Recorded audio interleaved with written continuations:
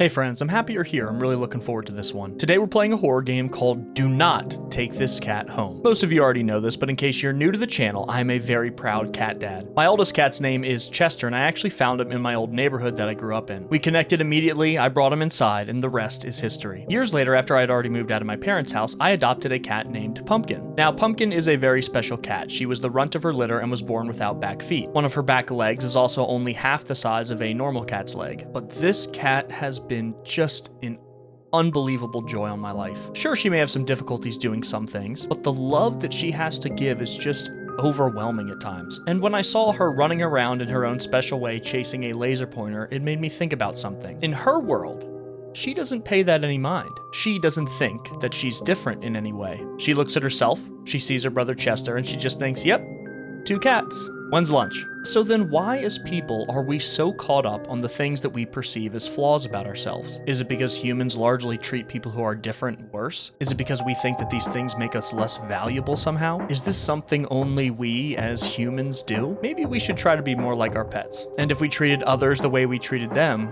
I think the world would be a better place. I love you guys and I hope you're safe. Quick flashing lights warning for those that need it, and also I'm including the list of trigger warnings that the developer actually included in the About section of the game. I'm going to put that either in the description or the comment section. This is Do Not Take This Cat Home.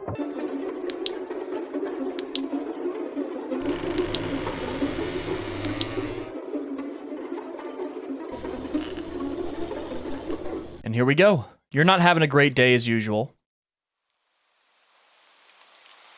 As usual. Oh, great. It's the first time in a while that you felt like going out. But in the middle of your walk, it starts to rain. Typical, but maybe this is just a sign that you should have stayed home today. Yeah, you can always try again tomorrow, right? You turn to head home when... Little kitty. Huh? What was that? There are only a few people around on the street. Makes sense due to the increase of missing persons around the area recently. Interesting.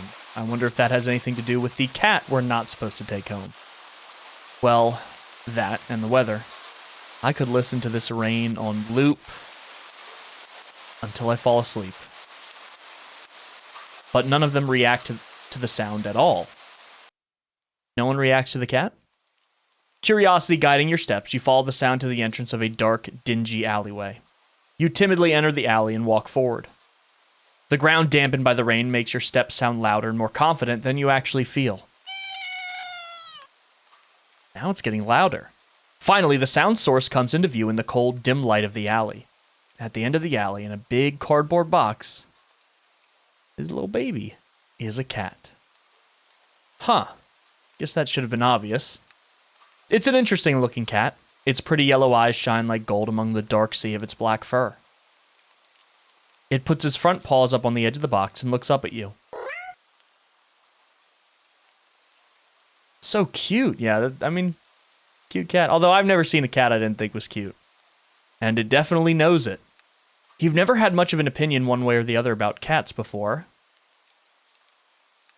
I am not this character. But if they're all like this one, it's a shock they haven't already found a way to rule the world. I mean, they kind of do. You don't think you'd mind bowing down to a feline overlord. You look around the alley with a small frown. Who leaves cats in cardboard boxes these days anyway? Wouldn't they just jump out and leave the box eventually? Cats love cardboard boxes. They feel safe. When they're surrounded from all sides, they feel like predators can't attack them from those angles, that they're protected. The cat doesn't answer you. The cat doesn't answer you. Oh, obviously. I shouldn't have read that twice. It also doesn't do as you suggest and leave the box. It's just looking at you, as if waiting for you to make the next move. Okay, so we're gonna quick save there. I mean, they say don't take the cat home, but I would take the cat home. Come here. Come on, buddy. You know what? You reach into the box and pick the cat up, holding it out in front of you. Why not? Meow. You're all alone and well, I'm kind of in the same boat myself, so You bring the cat close. You didn't realize it was shivering until just then, but it slowly breathes easier as it presses into your chest. Why not stick together, right? At least for a little while. Aw. You think a little while will probably be more like a day. You'll be responsible and take it to a shelter tomorrow, but for now, let's get you out of the rain, okay? He couldn't agree more. So, I mean, I've been a big advocate for, you know, having pets, not just cats, but pets in the home. I can't tell you the last time I felt lonely at my house because I have, you know, my babies here, Chester and Pumpkin. And I could not describe to you what they do for me mentally, and I just couldn't recommend it enough, really. You stop by a small local pet store for some cat food, then head back home. You live in a modest apartment. 1 bedroom, 1 bathroom. 1 you living alone in it. So it feels weird having another living being inside after so long, even if it is just a cat. After locking the front door and placing the cat on the floor, you watch for a moment as it curiously explores the new environment. Leaving the feline to its own devices, you set about making the both of you some dinner. You take out the can of cat food and open it with the tab on top. You put some cat food on a saucer and click your tongue to call the cat over to you. Oh, like. It perks up at your beckoning and rushes over. My cats, when I do that, they know it's food time. It looks at the plate of food. Chester has to be on special medicated food, though, because he has urinary problems. Chester's had a lot of surgeries. But Pumpkin, she's a chicken nugget kid. She just likes the regular cat chow. She won't eat the fancy, healthy stuff. She just likes the chicken nugget of cat food, basically. And completely ignores it. Not hungry, I guess. You try not to let it annoy you. I think the cat would be starving. The cat doesn't understand the concept of money to appreciate that you spent your hard-earned cash on it. It's just a cat, after all. I'll just leave it here if you get hungry later, okay? The cat rubs its body against your legs with a purr. Just wants lovin's right now. You smile. That's enough of a thanks for you. It follows you into the kitchen as you start your own dinner. You decide that you have enough ingredients for a sandwich. Bread toasted, mayo and mustard spread, turkey and cheese and lettuce perfectly placed. What happened? Tomato sliced? Ow! You wince as you cut your finger on the knife while slicing a tomato. Stupid. You feel a little embarrassed for such a blunder and sigh, tossing the knife onto the cutting board. You're about to head to the bathroom for a bandage when the cat hops up on the counter. It sniffs at the knife and meows almost pointedly at you. Don't worry, I'm alright. It was just You watch as the cat starts to lick lightly, but enthusiastically, at the blood on the knife. At your blood. You're so shocked that by the time you come to your senses, the knife has been completely licked clean. Still need to wash it. The cat sits back, staring at you. You feel a little uneasy. That is really, really weird and is not typical cat behavior. Sure, cats are meat-eating predators, but that was a little weird, right? Sure, you're no cat expert, but that was definitely not something an ordinary cat would do. Right? Well, he's still cute. Well, regardless, you're not about to abandon a cat in need while it's still raining outside. Not after all your efforts.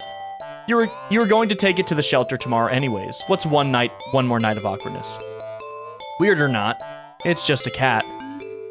The rest of the evening unfortunately goes downhill from there. Even after covering up your fingers cut with a bandage, the cat keeps trying to lick at the wound.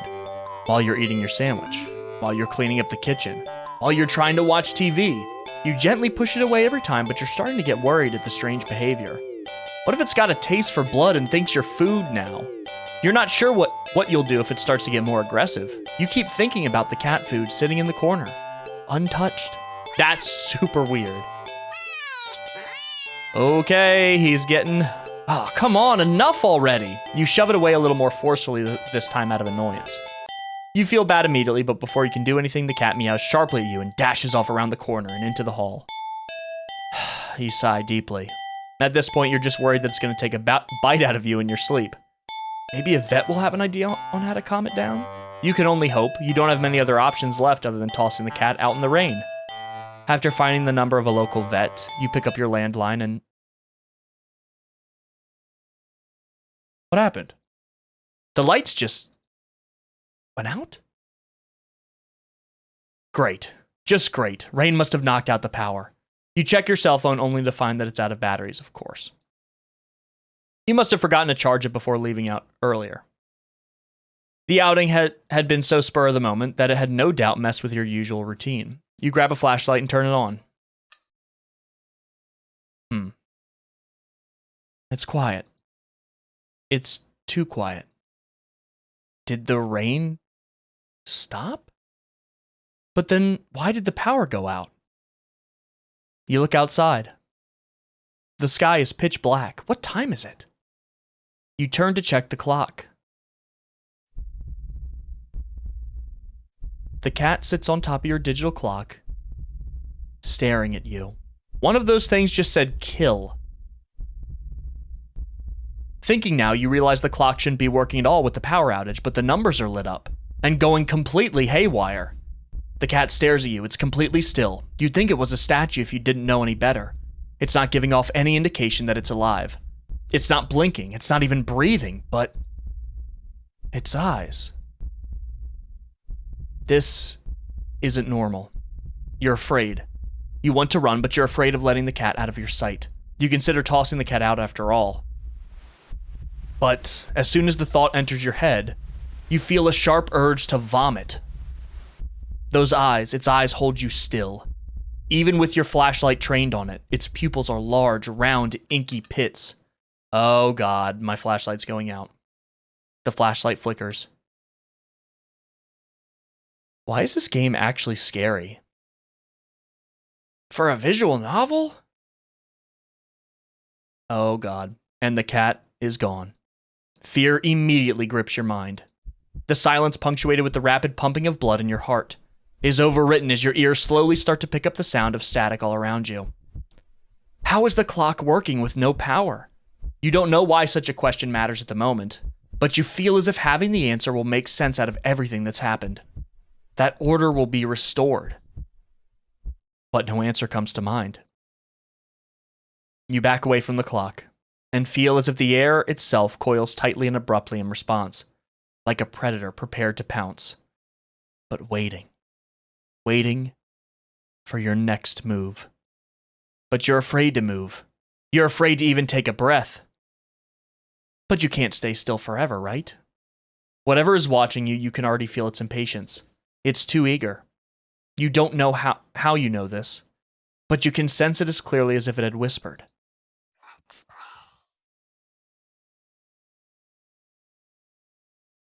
That sounded so weird in my headset. This is actually a scary game, not just horror themed. Right into your soul. It won't let you wait it out. Not that you could, even if it did. You can't stay here. You have to run. With this thought, a sudden primal instinct awakens within you, making you tear yourself into a hasty burst of movement, of action. But you're still weak from the fear's grip on your mind. Your legs tangle together under you in your haste, and you fall to the ground. Oh. A sharp pain explodes in the center of your foot. Ugh. At first, you think you've broken your ankle, but something warm and wet trickles down the length of your foot, pulling underneath it. Did I step on something? You hear the sound of metal scraping on tiles after skidding across the floor, as if it had been kicked. The knife! Winded from your fall, you look up in a daze and see the object glinting in a strange light coming in from outside. The light pouring in from your now open front door. Thoughts of how, when, who, what in regards to your inexplicably open door screech to a halt as your brain finally identifies the metallic object you've been staring at. It's your kitchen knife. And still tinted red from your earlier blunder, but that's not right. No, we stepped on it. Wasn't it completely licked clean by... You gulp dryly at the pain in your foot. You barely have time to wonder how the knife ended up in your living room floor to be stepped on. Okay. This cat clearly has supernatural abilities. Think about it. He stopped the rain. He stopped the rain. Something's not right. Well, it's implied he did. Instead of resting on your cutting board in the kitchen where you'd left it. Oh, God. When you spy something in the darkness just beyond the knife. It spies right back at you. A pair of glowing golden eyes come forward as the cat emerges from the shadows into the light of your doorway. It pads lightly over to the knife, as if skipping in delight. That's food. And bends down to lap at the blood dripping from the blade. Ah. Your senses slowly begin to overwhelm you. The chill of the air as it starts to suffocate you under its weight. The sound of your shaky breaths discordant against the static now piercing your skull. The dryness on your tongue spreading to your throat. The incomprehensible sight of the stray you'd taken in, licking away at your kitchen knife, once again completely clean. The scent of blood from the fresh wound on your foot. Blood? Golden eyes slide up to you as if in response to your sudden realization. Blood. You're hurt. Your foot is bleeding. You're bleeding. You're bleeding. The cat barely moves, shoulders twitching as if just considering the act of pouncing forward. But you're already on your feet and out the door. You run, or rather limp, down the empty street. The sky is black and bleeding red, but there's a strange light emitting from nowhere that casts everything else in white. The houses, the trees, the road, even you. Everything. Yeah, this cat is a supernatural entity, except your blood. You can just barely glimpse the bloody imprints your injured foot leaves in your wake with every impact it makes on the ground. It hurts. It hurts. But you can't stop. You don't stop. Not when the shadows grow around you. Not when you feel the gaze of eyes all over you. Not when the road ahead of you is darkened by a long shadow of something behind you. Even then, you don't stop running, because if that's the cat right there ahead of you, then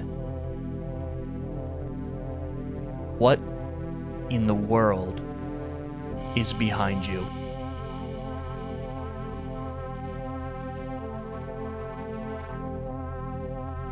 Okay, let's save in this empty slot real quick.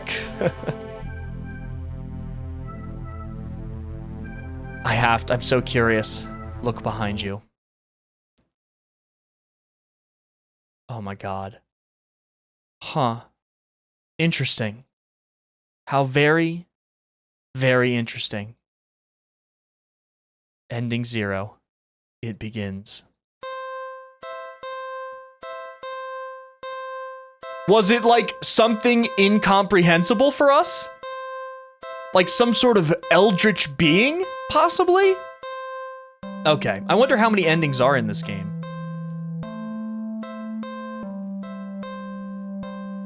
40? Oh my goodness. Well, let's keep on pushing ahead. Okay, this time we're gonna keep running. Huh. Interesting. How very, very interesting. What? You're walking. Right, of course. It's the first time in a while that you felt like going out. And you're actually glad... Wait a minute, what's going on? I clicked continue this time instead of reloading the save. What? Actually glad that you did. What is going on? The weather is absolutely perfect today. That's a good sign, right? Maybe your luck is finally starting to turn around. You tentatively allow yourself to feel excited for the possibilities of where you could go or what you could do. This sounds like a totally different person than before. Maybe even who you could meet. You're so deep in thought that you almost miss it. Huh? What was that? Curiosity guiding your steps, you follow the sound to the entrance of a lonely alleyway. The sunlight only just manages to reach down in between the tall buildings on either side. You timidly enter the alleyway and walk forward, the loose gravel and scattered debris on the ground softening your steps. Oh, there's the cat. Finally, the sound source comes into view in the warm, almost ethereal light of the alleyway. At the end of the alley, in a big cardboard box, same cat is a cat. Huh, guess that should have been obvious? You know, It's an interesting looking cat. Pretty yellow eyes shine like gold. Okay, we know that. Puts the front paws up. So cute. You look so familiar. Oh, wait a minute. It didn't say cute. Familiar. Right? Meow. Then again, it is a cat. Not many different ways for a standard black cat to look, after all. This one sure is a cutie, though. Just look.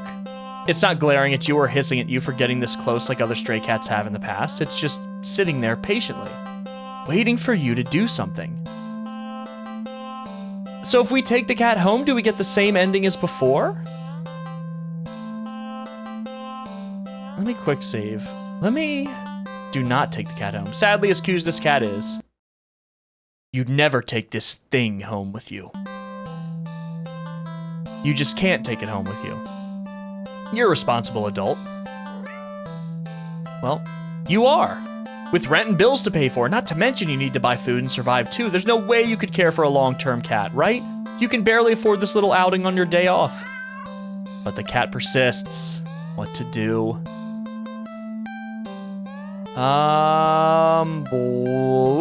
Okay, now I really need to save the game here. We'll save over this because, we know both of those options do the same thing. Play with the cat. Oh, you just want a little attention, don't you? Poor thing must be bored sitting in that box all day. You're not sure you're much of an interesting companion, but you're willing to do your best. There's got to be something you can entertain the little critter with. But what? Check pockets. You dig into your pockets. You find a small piece of string in your left pocket. Not very helpful. The string is far too short. An eager and excited cat leaping for it could easily lead to you getting bitten or scratched. In your right pocket is a bar of chocolate. Not too helpful either right now. Only other thing you've got is your phone. It's not much of anything the cat can play with, but there is something you can do. Take a picture of it. It's cute. Photo montage. Well, that was fun, right? Well, you enjoyed yourself. With nothing else to do and no intention of taking the cat home, you decide it's probably best to just leave. You don't want the cat to get too attached, after all. At least you'll have some memories to take with you. Okay, see you around, I guess. Good luck. Okay. You turn and walk away, but as you leave the alley... Oh, my phone's ringing. Your phone just got a message. You open it up and... What? Aren't I cute? With the profile picture being the cat's eye. It's texting me? It's a picture of a familiar-looking cat. Huh? The cat does look cute and happier in the picture. But it's not a picture that you recognize. The heck? You didn't take this picture. You peek over your shoulder at the cat. The cat's just looking at you. And now it looks sad. It meows sadly as if pleading you to come back.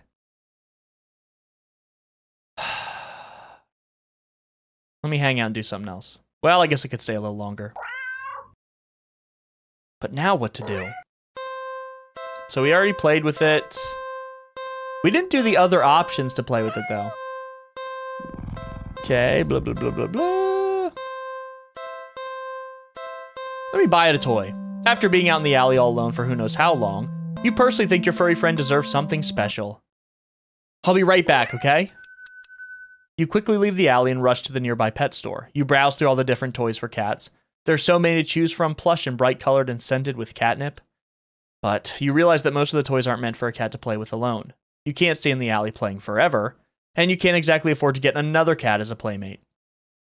Another. That's it! You know exactly what to get now. After a quick and successful search of the store, you make your purchase and rush back to the alley, eager to show off your find. Cat's still there. I'm back! The alley feels even gloomier after spending time in direct sunlight. It makes you feel that much prouder of your gift.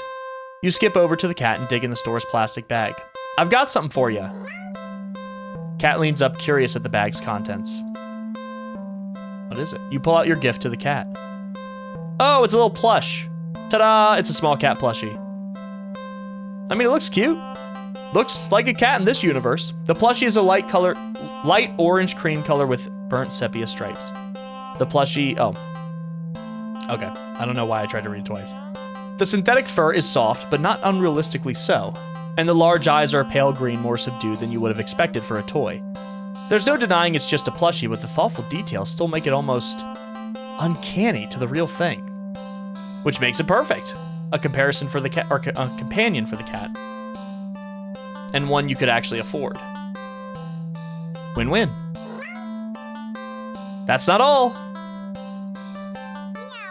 Oh, it has a little meow squeak. How's the cat gonna do it? If he bites that area, maybe? The cat looks unimpressed. Well, you think it's cute. Guess your purchase wasn't so successful after all. Out of options and lower on cash, you awkwardly place the plushie in the box next to the cat. You get up and turn to leave.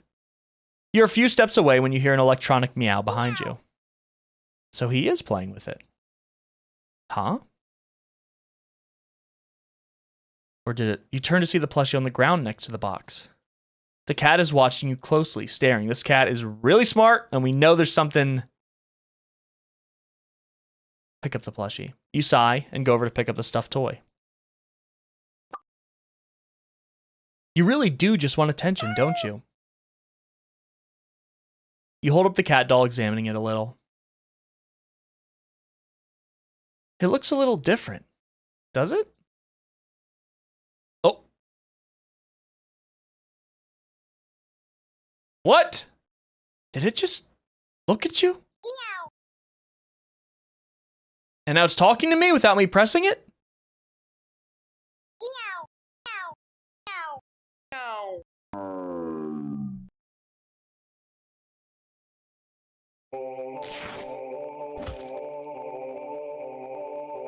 What? Chomp. Are you kidding me? The plushie somehow opens its sewn-on mouth before biting into your wrist. Ow, stop! You try to fling it off, but its grip on you is strong as it drinks your blood, ravenous and frantic. You hit it against the concrete walls of the alley. This is crazy. You try to tear at its sturdy fabric. But try as you might, you can't seem to hurt it or make it stop. It's just a toy after all. This is crazy. Eventually, you start to feel faint, enough to collapse to your knees in defeat. The stuffed doll is drinking more calmly now, as if its previous aggression had been a mere reaction to your desperation. It seems satisfied that you're no longer putting up a fight. Do I die here? You think you blacked out for a second, because though you're still sitting the next time you're conscious, your eyes are closed. You feel so weak. I didn't understand that sentence. You have to use all your strength just to pry open your eyes, and when you do, it's drinking my blood. You see a kitten? Its fur a familiar orange cream with burnt sepia stripes. It's lapping at your wrist. The kitten lifts its head and looks at you with piercing pale green eyes. So now it turned the doll into a living thing? It meows at you with a high squeaky pitch, mouth covered in blood. It'd be downright adorable if you weren't about to die from blood loss. Oh. The cat strolls into your line of vision and picks the kitten up. It gives you an indecipherable look before turning away. The cat carries the kitten back to the box and starts to carefully and dutifully clean it. So I guess it does have a companion now? This is so strange. You sway and find you can't right yourself before falling to the ground. It would seem that in the end, you'd gotten the cat a playmate after all. Ending 34 living doll. Okay, I guess we're just gonna continue. You're walking? Right, of course. It's the first time in a while you felt like going out, and you're actually glad that you did. Okay, great. So now this is where we can skip ahead and do some more of the options. So this time, we're gonna not take the cat home. We're going to play with the cat, and we're going to look around the area. You search around, but there's really nothing in the alley that looks interesting enough for the cat to play with. So maybe, how about a game? You decide on a game you've known since childhood. Red light, green light. It's a classic. Teaching a cat how to play might be a bit of a challenge. How are you gonna do this? I mean, well, we know it's an eldritch being, I guess, but you get the feeling the feline's natural hunting instincts will help it along. You walk to the entrance of the alley, the cat meowing at you. Don't worry, I'm not going anywhere. You exaggerate your movements, covering your eyes with your hands, and turn around. This is so strange. 1, 2, 3. Red light! You spin around. He's not moving. Yeah, the cat hasn't left the box, tilting its head at you in curious confusion. We'll try something else. Maybe the concept is too advanced for a cat after all. That's okay, you think of something else to do. Oh, wait, hold on. No, I want to keep playing. You try again. This time you go a bit slower. 1, 2, 3. Red light. When you turn around this time, oh, is he actually learning? Oh, the cat's out of the box.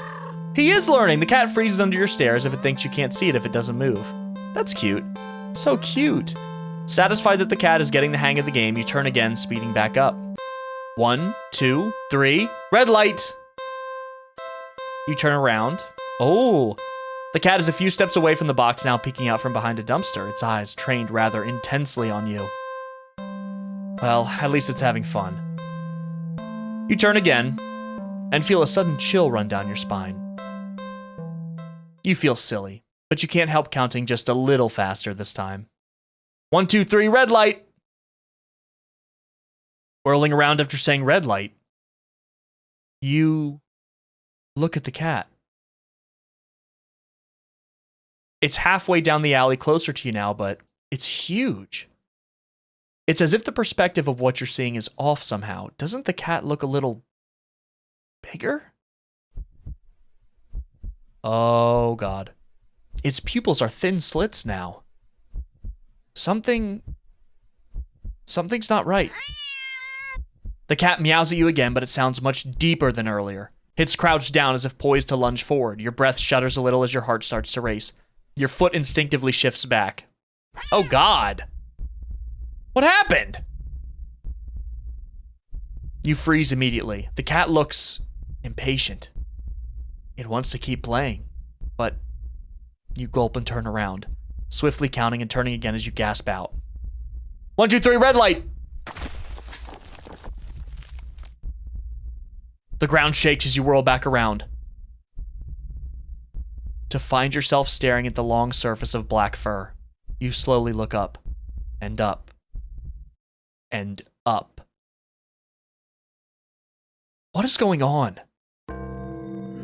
Oh, to see a giant shadowy thing. Whoa! A giant shadowy figure leering down from its position, hunched over you. Fangs dripping with saliva, claws crushing into the concrete walls of the alley. Its glowing eyes are unblinking as they look back at you. The cat waiting for your next turn, but it's so close. If you turn around now, you don't want to play anymore.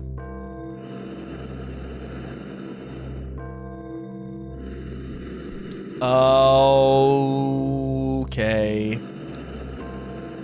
I'm gonna back up. Keeping your eyes trained on the giant looming over you, you take a step back. No, that's cheating.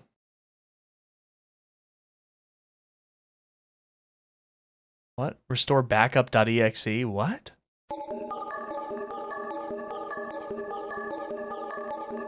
What?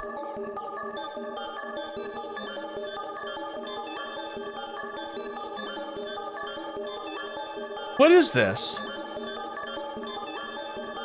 Maybe be back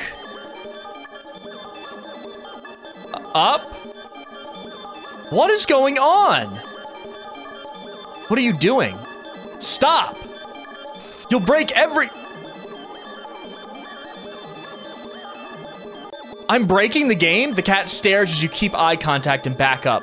You step back and back. Look, the text is getting all weird. And as you take one more step back out of the alley, go home. I've broken the game. Error. Error. Error.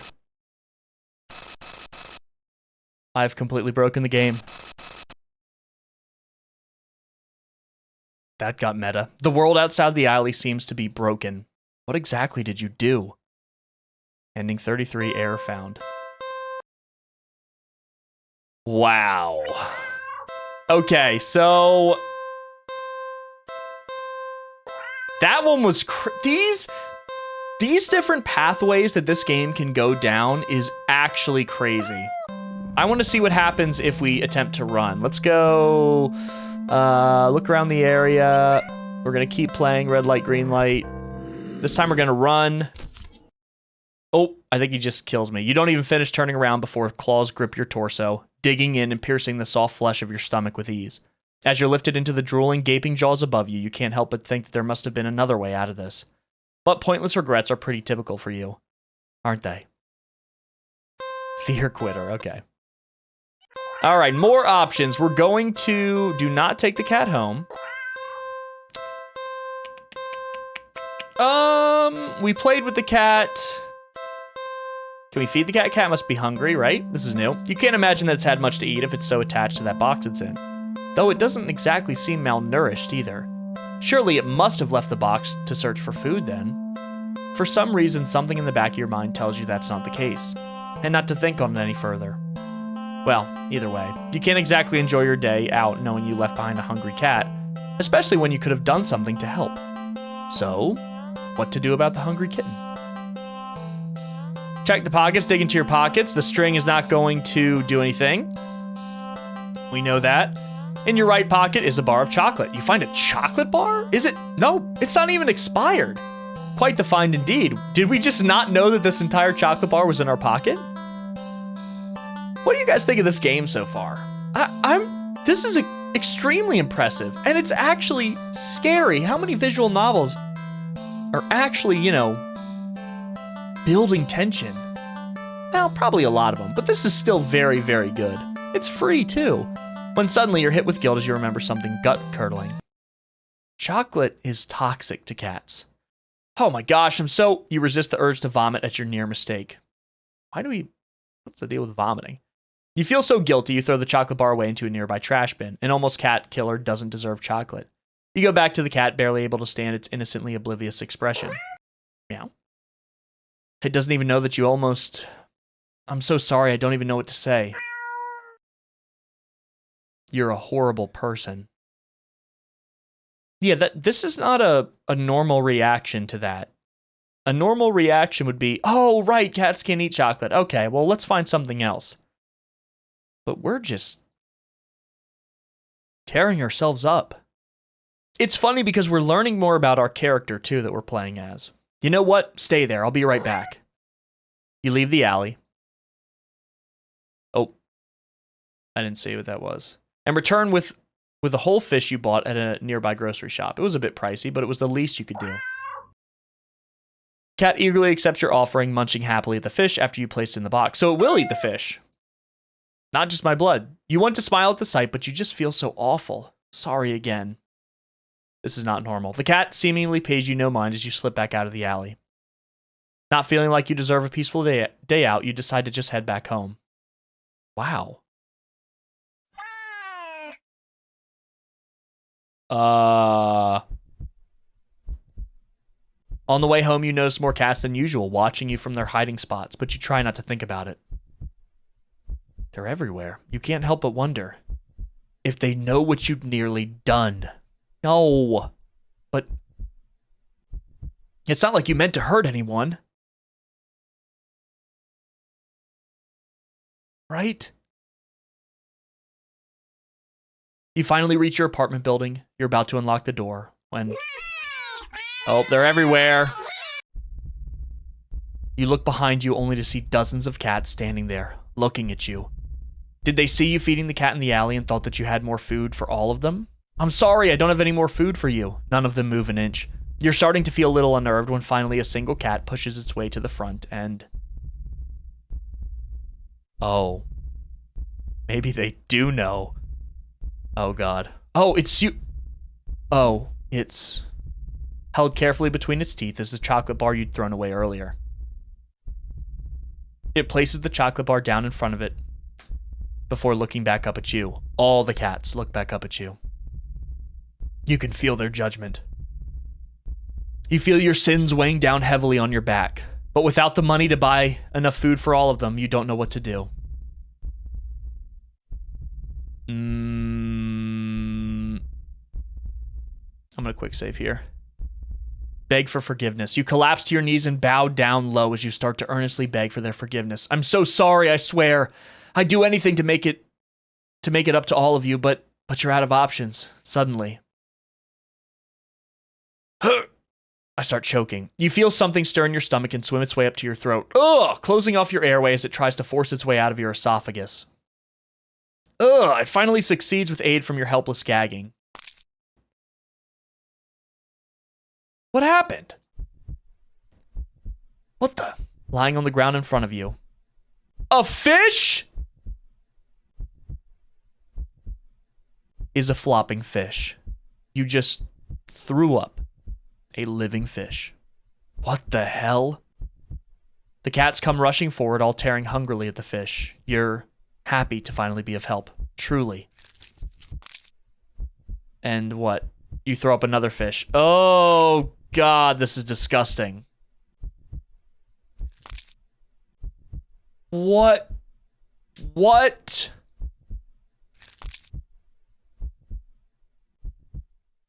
Your stomach hurts, you're getting dizzy, you fall to your knees. Tears and snot are streaming down your face by the time you cough up a final, tiny, bloody fish and collapse forward. Your throat and stomach both burn in a way that feels dangerous. You start to fade out. Despite the pain, you strangely feel a more overwhelming sense of hopeful pride.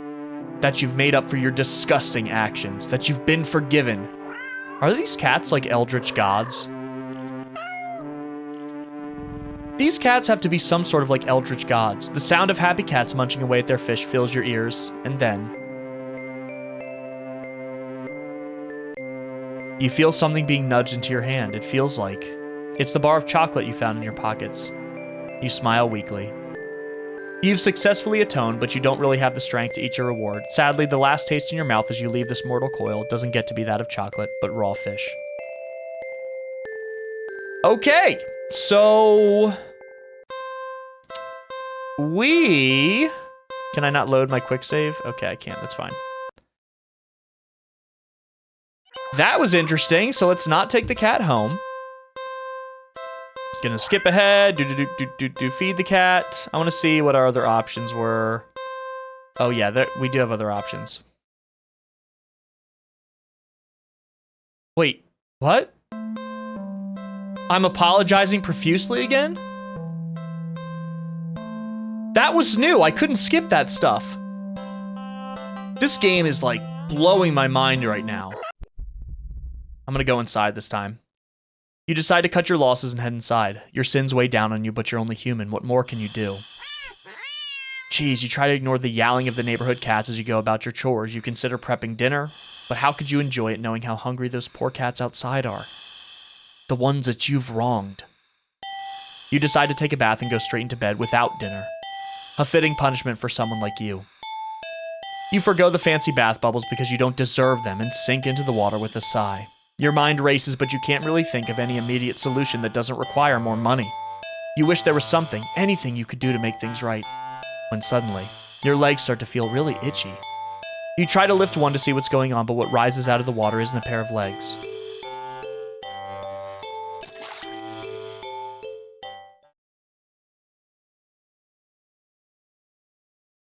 We're turning into a fish and we're going to feed ourselves to the cats.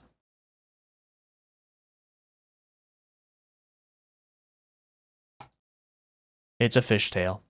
You feel dizzy at the sight. Maybe you're hallucinating from the stress. This game is crazy. You try to climb out of the tub to cool your head, but instead of your hand rising up to brace itself, it's a fin. Of course. It's too weak to hold your weight, and you're so startled by the sight. What happened? That you slip and smack your head on the side of the bathtub, passing out almost immediately. You're awake, you think anyway. You open your eyes and you're underwater? You must have slid beneath the surface of the bathwater. You gasp instinctively, except not really. A bubble simply floats out of your mouth, up to the surface. You're broke as heck, so you know your bathtub isn't that big. Did you shrink? But how? And even if there was a reasonable answer, it wouldn't explain how you haven't drowned yet. You're a fish! You swim to the edge of the tub and see the truth in your shadow silhouette. You're like a bass or something. You've been turned into a fish. This isn't possible. You don't get any time to ponder over this, unfortunately, because just then, a shadow looms over you from above. You look up and see the cat. It peers down at you from beyond the water surface. How did you get inside? And then you realize this is the answer. Give ourselves to the god. We have to. This is how you're meant to atone. With a heavy heart, you swim up to the surface. Yep, and the cat eats me alive. The cat scoops you up, tossing you out of the tub and into the bathroom tiles. This is so... As you flop around gasping for air, or water, you realize the cat wasn't alone. All his friends are inside. Dozens of hungry cats peer down at you. You can hear the yowling of what sounds like hundreds of cats outside your bathroom window. You send one last look to the cats before closing your eyes and accepting your fate. As the cats descend upon you, tearing at your flesh, you find yourself mourning the fact that you're not even big enough to feed all of them. Even in the end, you couldn't properly atone.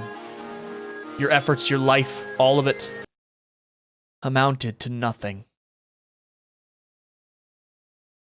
Seafood Sacrifice was that ending's name. Very funny. Okay. This is a lot. But we're gonna keep going.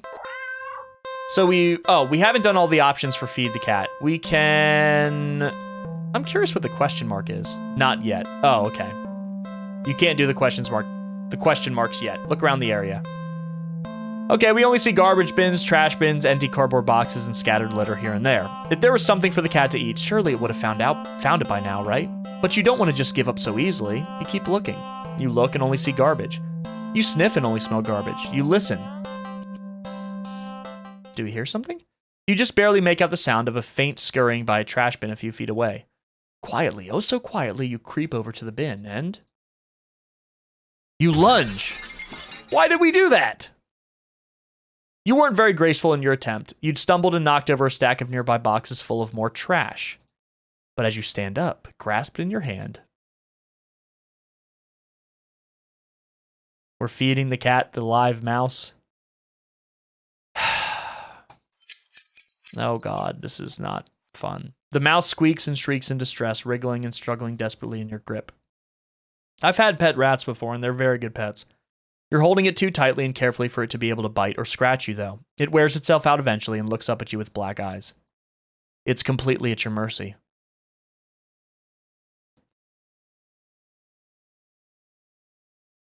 I'm gonna feed the mouse to the cat. Oh god. No, don't make this harder than it needs to be. The mouse looks scared as if it can sense your intentions. Did it just shake its head no at me? It weakly starts to struggle again. I don't like this. The mouse is reluctant. Feed the mouse to the cat. You feed the mouse to the cat. The cat tears it apart instantly. I don't like this. I know that's nature, but the mouse's pain squeaks and squeals pierce through you until they're abruptly cut off. Satisfied, the cat mews happily at you, red tinting in its fangs. The cat curls up in its now bloodstained box and goes to sleep. Man, you take the chance to leave. A well-fed cat will likely follow you home after all. And cute as this cat is, you really can't afford a pet right now. Still feeling a little guilty about the mouse, you decide to just go home. Nothing, just... we're not thinking about anything? After a long walk home, you finally enter your apartment. You head straight for your room and collapse on your bed, falling into a fitful sleep. Later, you wake up. Uh-oh. To squeaking and scurrying noises all around you, so loud and constant they sound like screams in the darkness of your room. They're coming for revenge. You see the shifting shadows of hundreds of mice surrounding your bed. You try to run. Oh, they're gonna eat me. But you cry out as twin lances of pain race up your legs. You fall off the bed in your attempt to escape, the hordes of mice dodging you as you crash to the ground. You can't stand up. Looking back and squinting in the dark, you just about make out the source of your pain. Oh, the flesh and tendons of your heels and ankles are mangled. They took out your Achilles tendon and stuff, bitten through your socks. Desperately, you crawl with only your arms toward the door. No, they're gonna eat you, dude. Oh, the mice descend upon you. There's so many endings in this game, and each pathway you take is so different. Just a crazy amount of variety in this experience. Biting into your skin. This is so cool. Gnawing away pieces of you. You start to fade in and out of consciousness, but you still reach up for the doorknob. Your arm heavy, weighed down by the mice, clinging to it with tiny claws and teeth. You manage to jostle the knob enough for the door to slowly swing open. Oh god. But your outstretched arm suddenly falls to the ground, lifeless. The mice manage to chew through the flesh and bone of your now dismembered limb. A few mice creep forward to curiously inspect your arm. You stare blankly at it for a moment before sliding your gaze up. To the newly opened doorway sits a familiar-looking mouse. It stares at you, the darkness in its beady black eyes. You can't begin to measure their depths.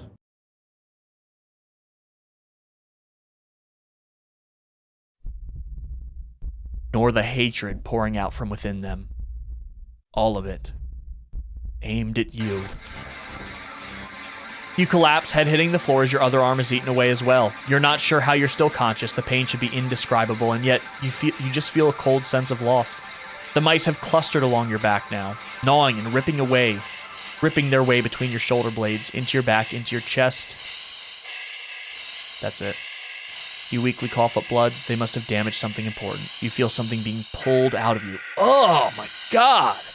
And in between the moments that blankets of darkness fade out your vision, you hear something wet plop on the ground in front of you and pry your eyes open to see it in front of the mouse. They tore your heart out, put it in front of you, and said, look.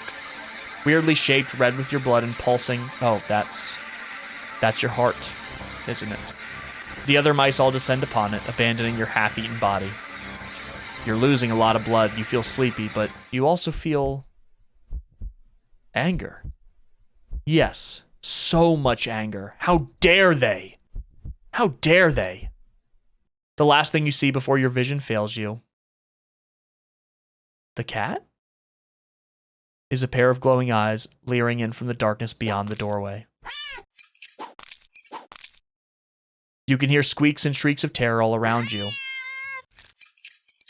Wait, so the cat is eating the mice? As your remaining senses leave you, you smile weakly with the last of your strength, when something with soft, slightly damp, and sticky fur nuzzles your cheek. Good kitty. Ending 27 well fed. Well, at least the mice, I feel like we're still in the wrong because we did the wrong thing. The mice took revenge on us, and then the cat took revenge for us, even though we wrong. Okay. Well, there we go.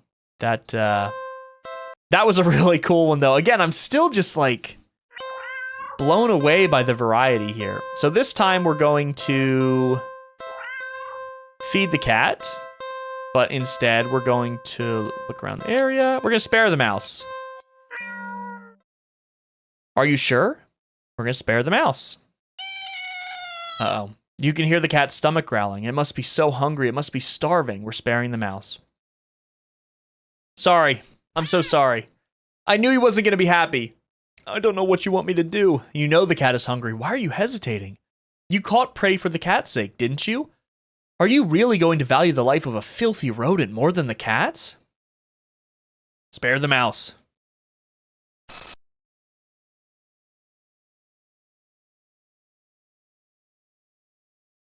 You're mocking me, aren't you? Last chance. Hand over the prey. Now. I'm sparing the mouse. I feel like he was looking at us, not the character. I feel like just then that was a fourth wall break and the cat was looking at us, the player. Did you feel that too? You let the mouse go. It scurries away, squeezing into a tiny hole in the wall, but you don't pay it much mind. You don't flinch as a giant clawed paw slowly falls in front of you, blocking your path to the alley's entrance. Not that you had any delusions about escaping. The cat is hungry after all. You close your eyes in acceptance as the paw gently pulls you back and back.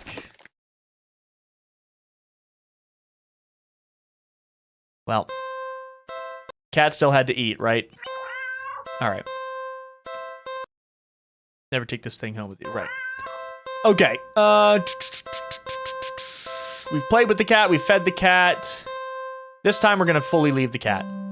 You don't think it's a good idea to get the cat's hopes up of having someone look after it and you're not willing to commit. What if it gets attached and somehow tracks you down back to your home? You'd never get away from it then. Oh, okay.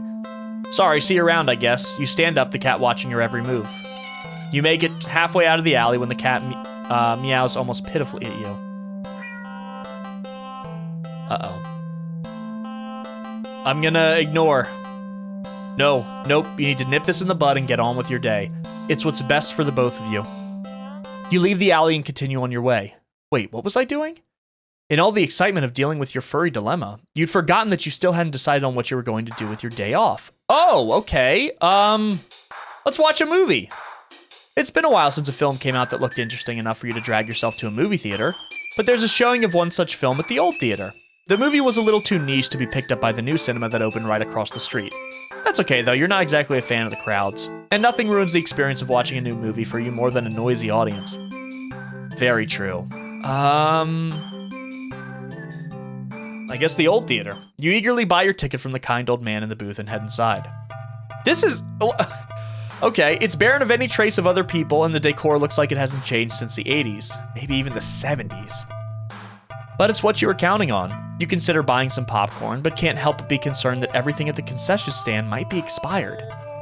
You move on and walk through the halls, finally locating the theater designated on your ticket stub. As expected, the theater your movie will be playing in is completely empty. I've been in a theater like this back in college. It was the weirdest thing. Tickets were insanely cheap, and they only would get, they would get new movies, but only 3 of them at a time. And every time you go saw a movie, there's no one else in the theater. Very weird. You'd pick a spot right in the middle, even counting the seats and taking into consideration the gap of the staircase. As you settle in, the dim lights fade away, leaving the room pitch black for a few seconds. What movie are we seeing? Before the screen flickers on, no commercials or trailers pop up, the movie just begins. Please, you shrug and let yourself get immersed in the opening scene. But just as you're getting into the premise, the doors open behind you, momentarily casting light into the room and ruining the atmosphere. You hold in a frustrated sigh. It's a public establishment after all. The place can't exactly afford to stay open if you're the only customer. You try to refocus on the movie, but you sense the new presence slowly shifting around the theater before heading in your general direction. Don't tell me it's the cat. What? It's not. You gasp in utter disbelief at the stranger as the stranger shuffles down the aisle, only to sit right in front of you. There's no one else here and plenty of places to sit. The stranger's also unusually tall. Even with the stadium-like arrangement of the seats being on a somewhat steep incline, they're completely blocking your view. I'm just going to move to another spot. You don't want to risk escalating the situation further. This whole thing is already making you very uneasy. Why would they choose to sit right in front of you? Surely they know you wouldn't be able to see past them. Shaking your head with a passive-aggressive scoff in the stranger's direction, you reluctantly pick another, less perfect seat in the theater. But as you settle down, you see the strange person get up. Oh, you gotta be kidding me. You gotta be kidding me. They sat right in front of me again. You look around somewhat helplessly as if waiting for someone to silently agree with you about how odd all of this is. Or at least inform you that it's all an elaborate prank. But there's no one else here with you. That's how you've always liked it, but you can't help but think maybe it would be nice to have someone else here if it meant not being alone with this weird jerk. I'm gonna try moving again. You move again. And again, they get in front of you. You bristle, annoyed and a little humiliated. Are they just getting a kick out of this or something? You've wasted enough time with this jerk that you don't even know what's going on in the movie anymore. I'm going to confront the stranger. You hate confrontation. You can already feel your palms starting to sweat at the idea of it. Your throat's closing up and your body starts to shake. You've always been more of a flighter than a fighter. But you paid for this ticket. You've wanted to watch this movie for ages, and now this total stranger has ruined the entire experience for you. You're all alone in this theater. There's no one who will help you if something goes wrong. But you're angry enough that you ignore the signs of your body begging you to put as much distance as you can between yourself and this stranger. This is such a weird... Like, I'm trying to think about what I would do in this case, and I really don't know. You stand up, even standing and higher up on the incline, the stranger is still at least a head taller than you. This guy is huge. What is he, like 8 feet tall? As the movie continues to play in the background, but you feel as if a hush immediately falls heavily over the theater at your movement, as if you can sense the stranger anticipating what you plan to do next. You square your shoulders and force a little bass into your voice. Hey! The effort makes your words come out more harshly than you intended, like a sudden and vicious bark, but you figure they deserve it anyway. You're being a real jerk, you know that? And what are you playing at, huh? Are you just trying to piss me off? Is he going to say anything? The silence that follows your words is deafening. So much so that you glance at the screen only to find that the movie has... paused? What, he stopped time? Your attention is ripped back to the stranger in front of you as they shift slightly. Like a small animal trying desperately to anticipate the moves of a predator. You don't move an inch. You don't look away. You don't dare to blink. Instead, your eyes widen as the person's head turns. And then turns some more.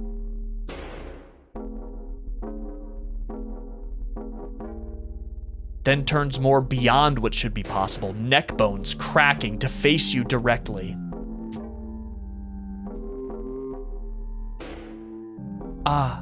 You can't move. Wide glowing eyes resting above a wider grinning mouth gaze down at you. The stranger opens their mouth and what comes out is something impossible to comprehend.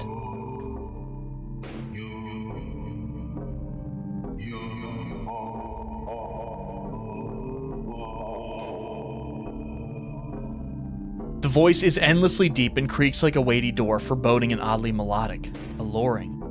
But it also snaps you out of your terrified trance, and before you know it, you're already out the door. You run through the halls of the empty theater, heading for the exit. You feel something watching you from behind, but you're too afraid to look. The exit now in sight, you sprint forward and burst through the doors.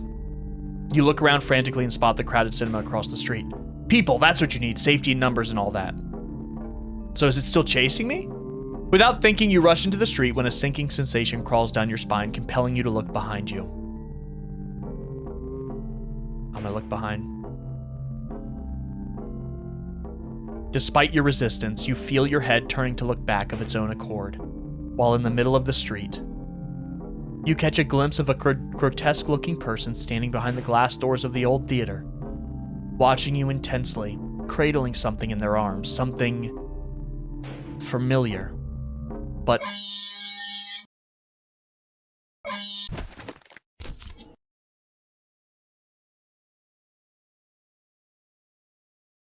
So there's a man associated with this cat as well.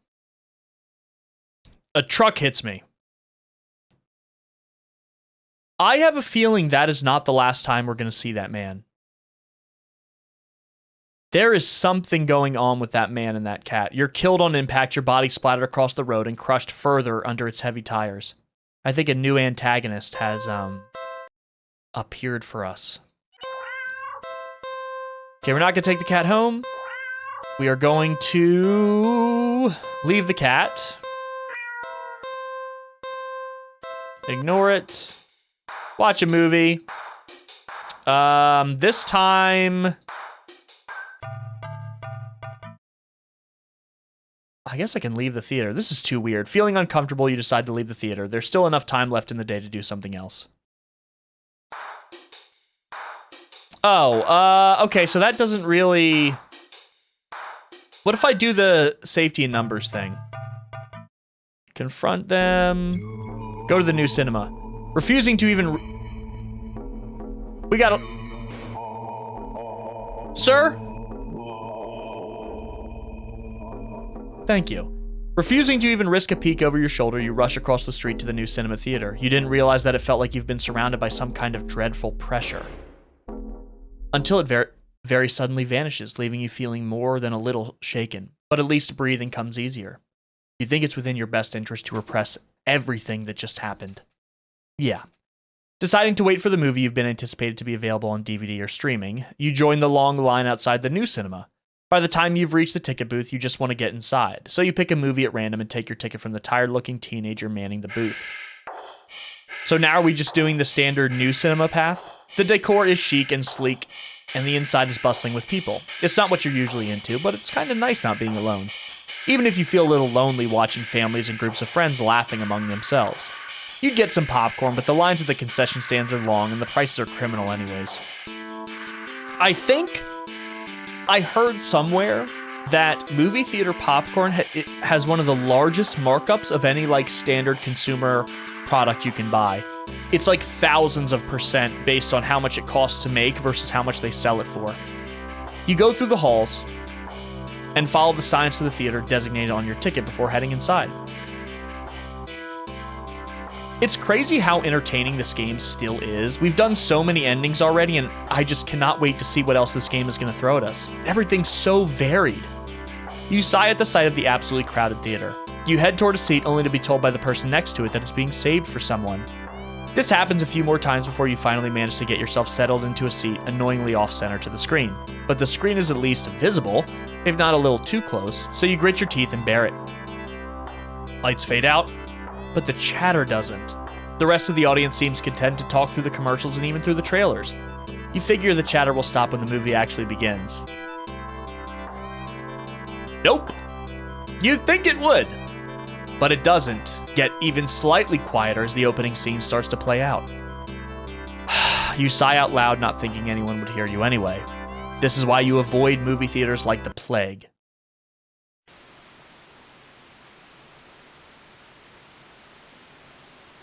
What? Suddenly the screen changes, showing the face of a black cat. A familiar black cat. Confused murmurs fill the room, but then the cat on the screen meows. Just like the man. The sound is strange and not at all like any cat should sound. Haunting, almost melodic, and layered as if made of multiple voices of different creatures. Creatures that would probably never say.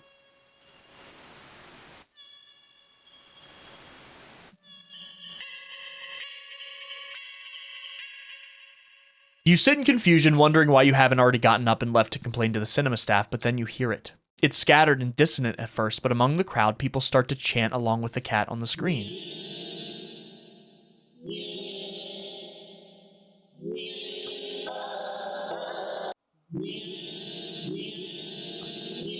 Soon the entire room...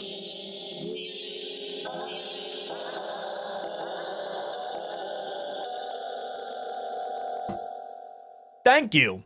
Soon the entire room is chanting in perfect unison, everyone staring intently at the cat on the screen. You feel strangely drawn to the screen yourself, but the compulsion to stare blankly like the others isn't that strong for now. Also, you start to notice out of the corner of your eye that some of the people in your immediate vicinity are looking at you. No. They're outright staring holes into you, even as they continue chanting. They don't miss a beat as they slowly begin to frown at you in blatant disapproval. Their scowls deepen as time goes on, as if they're getting impatient. I'm going to try to blend in with the crowd. Thinking fast, you look at the screen and begin to chant in tandem with the crowd. I'm not going to attempt to say that. Okay, You feel the harshness of their collective gaze start to ebb away, the air in the theater becoming lighter once again. You release air shakily, just realizing that you've been holding your breath earlier. You feel stuck. Surely you can't just up and leave now, not after whatever all that was. The people around you all seem fine, but there's no telling if they'd get aggressive at you for even moving too much. Never mind outright getting up and leaving. You decide to let this run its course, hopefully someone will come along, right? Or at least turn the film off? You continue to chant along with everyone. You start to feel lightheaded. You feel as if you could fall asleep, but your eyes don't feel heavy in the slightest. You try to look around and gauge the other's emotional state, but you can't seem to look away from the screen. You try again, but you're still locked into eye contact with the cat on screen. We're all chanting. You attempt to physically force your line of vision away. You steel your nerves, ready to throw yourself to the ground if you need to, but your body only gets as far as tensing up for a moment before completely loosening itself again, making you lay back limply into your seat. You think you should be panicking right about now, but even your brain feels limp. Your thoughts a vaguely muted pastel pink, airy, sickeningly sweet, and loosely spun, like cotton candy. You like cotton candy. You think you shouldn't mind your thoughts and body being like cotton candy either. So, why get up and ruin that? It's nice here. You're more at peace than you've ever felt before in such a crowded room. Still chanting, you've never felt so aligned and in tune with another person, let alone with an entire room full of complete strangers. You're not alone. Out of the corner of your eye, the person next to you starts to sink back even further into their chair. Then they sink more. Then more. Oh God. Not like they're slouching or reclining, but more like they're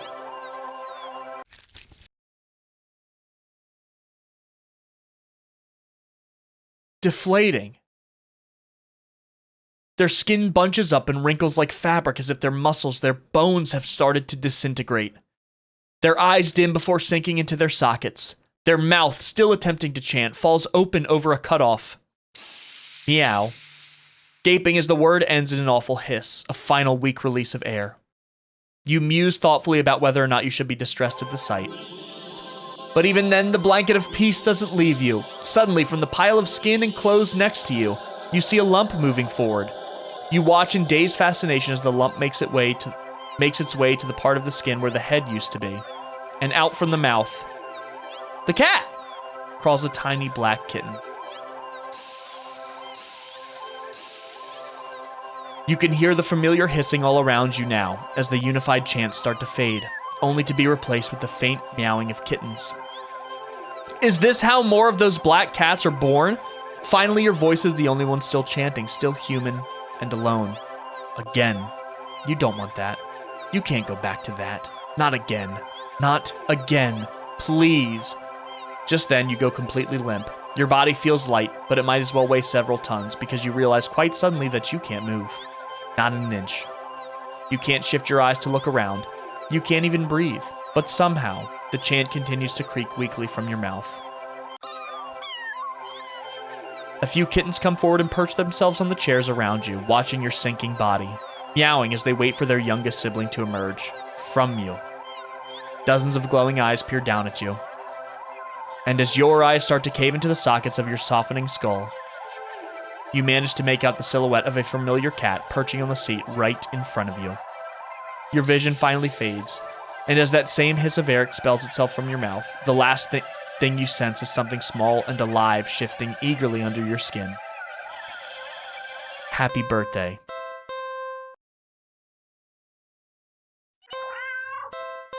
I am speechless at this game. This is one of my favorite games that we have ever played on this channel. This is one of my favorite games we've ever played on this channel. Every single path is so incredibly unique. All right, so this time we're gonna do the movie. We're gonna go to the new cinema. Don't know why, but don't really feel great about the idea. Yeah, okay, so that just takes us to the new. We're gonna try to leave the theater this time. This is too weird. I need to get out of here. Gathering your courage, or perhaps putting your fear to use, you stand up, fully intending to leave the theater. When everything comes to an abrupt stop. All of the chanting stops, even the cats chanting on the screen. You tense and risk a glance around the theater. They're all staring at you. Every single one of them. They're not moving. They're not even blinking. You swallow, throat suddenly dry, even though a nervous sweat completely soaks through your clothes. You highly doubt that sitting back down will fix the situation. Your legs are shaking under the audience's unnaturally intense scrutiny. But you force yourself to step forward and forward and forward until you finally reach the end of the aisle. You feel their collective gaze even worse on the staircase. All their heads have turned uncomfortably to the left to look directly at you. The screen illuminates their faces, making clear their blank scowls. They seem even more upset than they had been minutes ago, identical frown lines digging between their brows. You keep going, the heavy atmosphere becoming more and more oppressive with every step. You're so tense with anticipation that you fully expect someone to grab at you from behind. But no one does. You don't hear any of them even get up. You exit the theater holding your breath as the doors close behind you. As you briskly walk through the halls, putting as much distance as possible between you and that theater full of people, finally reaching the lobby, you just barely manage to catch yourself from falling to the floor as you gulp in huge gasps of air. So they just let us walk out? I feel like there's a catch coming. You expect to feel relief as your breathing calms, but you feel a lingering sense of dread that only spikes once you finally notice it, as well as its source. You look up, and your stomach sinks. Is everyone looking at me? What?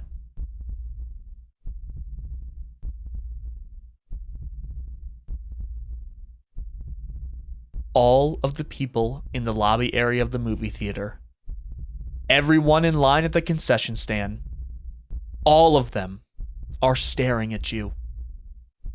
And they look even angrier than the people in the theater. You don't hesitate this time. You duck your head, avoiding eye contact, and leave the cinema. You ignore the glares of everyone in the ticket booths and the lines leading to them. You make your way home. Whenever you dare to look up at someone on the way, you flinch at the blatant anger, fury, and disgust on their face. Everyone in the world is staring at me? You think you start to hear the faint sound of a cat's meowing behind you, or maybe a kitten's?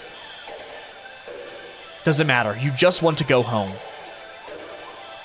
You reach your front door and fumble with the keys, cowering from the look of pure hatred on your neighbor's face as he stares at you from his door. Finally, you get inside, lock all the doors, and slide down with your back against it till you're sitting on the floor. You allow yourself a moment to breathe. Now home, your heartbeat calms, and your fear slowly bleeds from you, leaving you feeling strangely empty. You pass the kitchen, head to your room, and slip under the covers of your bed, trying to fall asleep. Maybe this is just all a bad dream. As you fall into a fitful sleep, sure to be full of nightmares and glaring eyes, you try to ignore the ever-increasing sounds of cats meowing and yowling in the distance outside your apartment. Everyone's just turned. So wait a minute, it wasn't just the people in the theaters. Everyone gave birth to one of those cats. I guess gave birth is the only way I can describe it. Created one of the cats. All right, we're going to leave the cat this time. Ignore. And this time we're going to go to the carnival. You spend the day at the carnival. Ferris wheel, roller coaster, pharaoh boat, rides you've been on before. Hoops, coin toss, balloon darts. Games you've played before. Funnel cake, popcorn, cotton candy, food you've eaten before. All things you've enjoyed before. You're surrounded by groups of people all having fun together, laughing, playing, eating, taking pictures, making memories. And then there's you. The sun hasn't started to set yet, still high in the sky, but it will soon. You start to wonder if maybe you should just go home for the day. When you stop in your tracks, you see something new. An attraction you've never seen before. A maze of funhouse mirrors? It sounds kind of lame, honestly. There isn't even a line to get in. But then, what else is there to do? Let's enter the maze. You enter the maze. A few rooms in and you notice the mirrors aren't all weird. Some just show you looking back at yourself. A little bored, a lot tired, and so very, very... Maybe this was a mistake. Why did you think going into a maze of mirrors was a good idea, even if it was something new to experience? I can't do this today. You turn around to head back the way you came, only to bump into a mirror. Ow, what the? Where's the exit? You try again, only to find another mirror blocking your way. By the time you're all turned around, you've realized that the way you came in is completely gone. That's like a nightmare scenario I've always imagined with a house of mirrors. Okay, don't panic. I just have to keep going forward, right? You step through the only opening you can find and nearly trip over something on the ground. You bend down and pick it up. What's this doing here? In your hand rests a worn-looking flashlight. Curious, you flick it on. Huh, the light doesn't look very... Crap, the lights! Did the power go out, or did the attraction operator forget you were in here? How long have you been in here, actually? You pull out your phone to check the timer, maybe call the police. Phone's dead. Your phone is dead. You grip the flashlight in your hand. The light it emitted earlier was dim enough for you to know there's probably not that much juice left. Best to reserve it for a worst-case scenario and feel your way out. Yeah, you can do this. You take a calming breath. Well, forward we go. Hello, daring adventurer! Who said that? Welcome to the Mirror Maze! Would you like to know how to navigate the maze? Yes, I need help. Once again, welcome to the Mirror Maze. You're in a bit of a jam, but don't worry, you're in good hands. Or rather, good paws. It's the cat. See these little cuties here? They'll be doing their best to guide you through the maze. Or maybe it's not and they're just talking about these cats. Aren't they generous? When you enter a room, the emergency light will flash, letting you see the paths before you for a second. And also what lies beyond them. Whenever you see these kind kitties, just go where they are and you'll reach the next room. Unfortunately, they're not the only things in here. It is highly suggested that you refrain from following any of our other guests. They can be sneaky or distracting, but they're always hostile. Oh my god. This game is so cool! So please take caution when advancing to the next room. Of course, this wouldn't be much of a mirror maze without mirrors. Can they hurt you? No, they're just mirrors, silly. They don't do anything at all. And you can't do anything to them either. They're just an obstacle you can't pass through. Go left, center, or go right. The choice is yours. Though, if you find a room with no helpful kitties in sight, and all the paths lead to a mirror or something else, it's recommended that you stay put. And just maybe it will work itself out. Now for your navigation tools. The flashlight you found doesn't have much juice left. It'll only let you get a quick extra peek at your surroundings about 5 times, so try not to use it all up at once. This is a whole mini game. You can keep track of your progress through the rooms up to the left, and your lives up to the right. You've got 3 lives, so be careful to avoid the less friendly guests lurking around. Why only 3 lives, you ask? Because you're soft and squishy.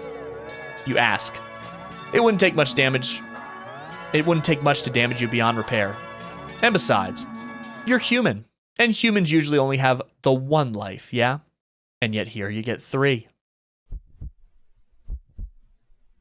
Don't you think you ought to show a little more gratitude? And that's the end of your tutorial. Hopefully it was helpful. Are you ready to play?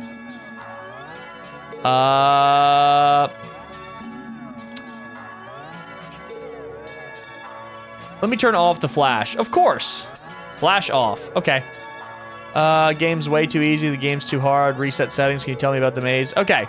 Can you let me go? Your request to forfeit is denied. Let me out of here. Screaming is not allowed in the maze. Okay. Ready to play. 3, 2, 1, go.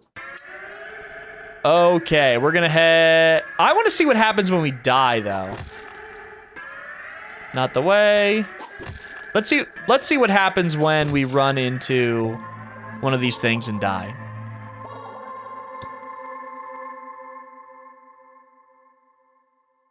Suddenly, the lights turn on, your eyes burn from the sudden brightness. As your vision adjusts, you see that you're completely surrounded by mirrors. The reflections, all grotesque in unique ways, look nothing like you. But they do look hungry. You back up. You don't know where to go. Was there even a way out to begin with? You bump back into a mirror and feel a hand firmly grip your shoulder and bites down into me. There's a sharp pain in your other shoulder. So we get eaten by the creatures in the mirror. You rip away, looking back to see something leaning out of the mirror. Its face has no features, save for a large gaping mouth stained in your blood. Looking around in a panic, you think that the mirrors feel closer than before. The path you'd come in from is long gone. You're surrounded, and every time you blink, you could swear the mirrors were getting closer and closer and closer. Your horrifying reflections looking hungrier and hungrier and...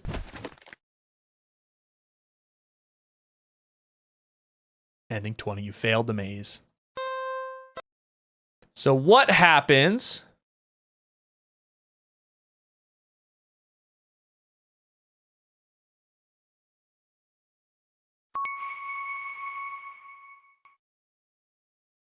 I'm sorry. I'm so sorry. What is going on? I was just so tired of everything. Not you. Never you. But I couldn't be the person you deserve, couldn't ever hope to be. You were so amazing, smart, and talented and independent. You shined. But in comparison, damn it. So stupid. So worthless. But when it approached me, it didn't tell me that it wanted me. It needed me. Maybe that's what I wanted all along. Wanting could be so fleeting, but to be needed. There was nothing I wouldn't give to have someone tell me that I mattered to them. That they needed me.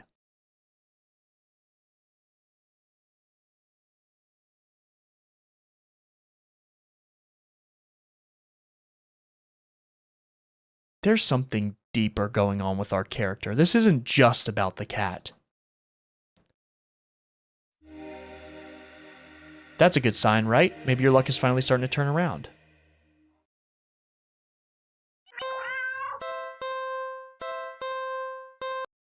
I've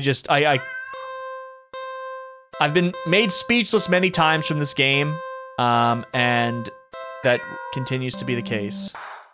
Gonna head to the carnival. We're going to enter the maze. We're gonna say, no, I don't even know you. Okay, no need to get snippy. Let's begin then. 3, 2... Oh, so he's just not gonna go over the directions? Okay, we're gonna head to the right. Okay, next room. Gonna head to the right. Gonna head to the left. We're going to stay put. Room feels off, just wait. I think something just changed. What the hell was that thing on the right? What happens if I go right? Okay, I just take damage. Ow, not that way. Okay, that's fine. I just wanted to see if a special ending would happen with that different entity. Dear God, I'm gonna head to the left. Stay put.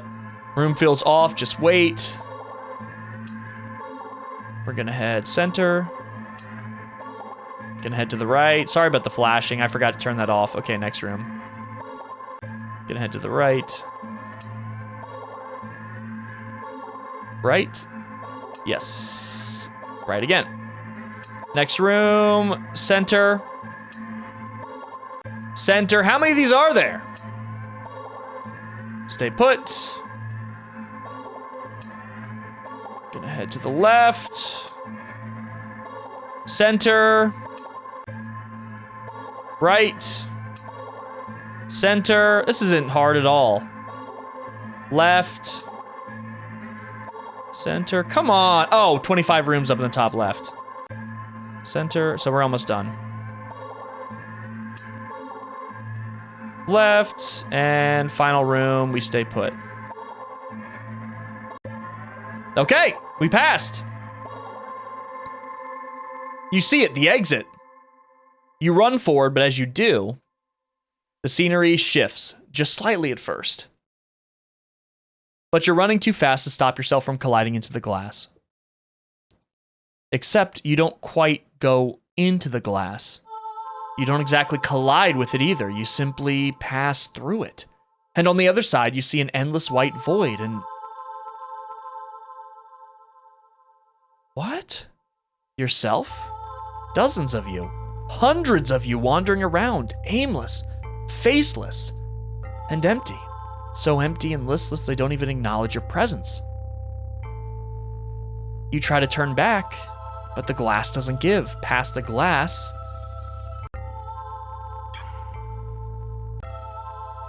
I think I missed this little animation here. Oh, just catwalk. Okay, I didn't. A familiar black cat walks up and looks at you. You think it meows at you, but you can't make out the sound. It tilts its head, then walks away. The glass goes dark. Then you watch helplessly as it disappears completely. You're trapped, with only yourself as company.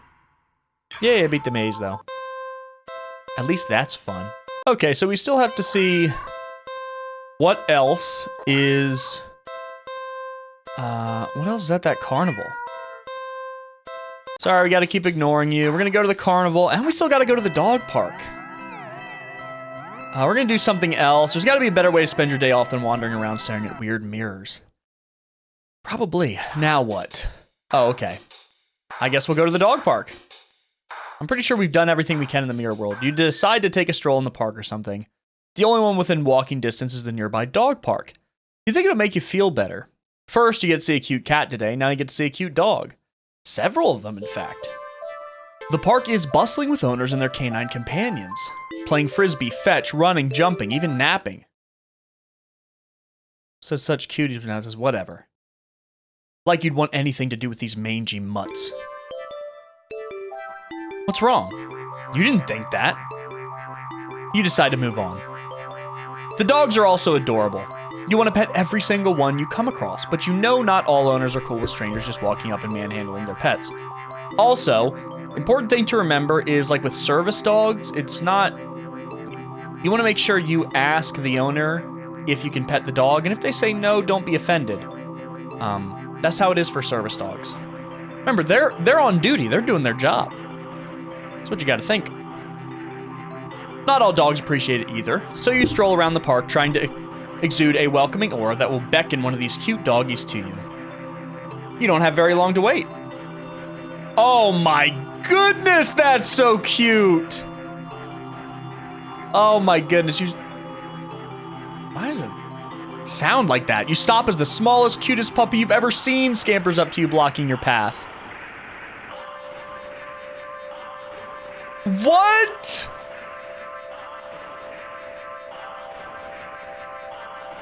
I don't want to do any of these, but we have to see all the endings. Oh my goodness. What are these options? Eat the puppy. That's disgusting. I think I'm going to be sick. There's no way I would ever do that. I don't want to pick this option. No, that's horrible. There's no way I would ever do that. What? It's just a puppy. There's no way I would ever do that. Pick up the puppy. You pick up the... Hold on.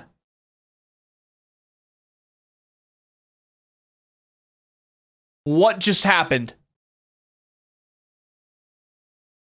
You just barely managed to rein in the reflex to throw the puppy as far away from you as possible. With shaking hands, you quickly place the puppy on the grass and take several jerky steps back. The owner seems confused by your reaction to their puppy, but you just wave at them in a daze before hastily stumbling away. I wonder if the cat is messing with our mind and telling us you don't want a puppy, you want me, the cat. That's what's happening. You're not feeling so great about being at the park at the moment. Maybe you should leave. Stay at the park. You stay at the park. You try to calm down by watching all the dogs from afar as you walk along the path, but ever so often one will run up to you. And when they do, they look wrong. Their owners don't seem to notice. You find a bench and sit down for a quick break, closing your eyes. Maybe this wasn't the best idea after all. Maybe. I knew it. You should have stayed with me instead.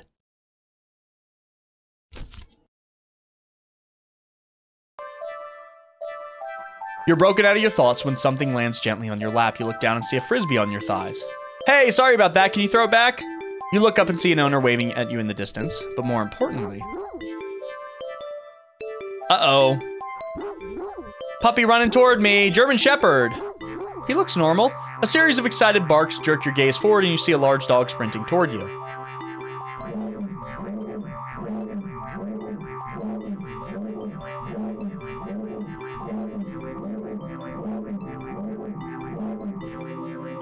The barks sound so wrong. A series of excited barks jerk your gaze forward and you see a large dog sprinting towards you. Hey, hurry and throw it back. Oh, throw.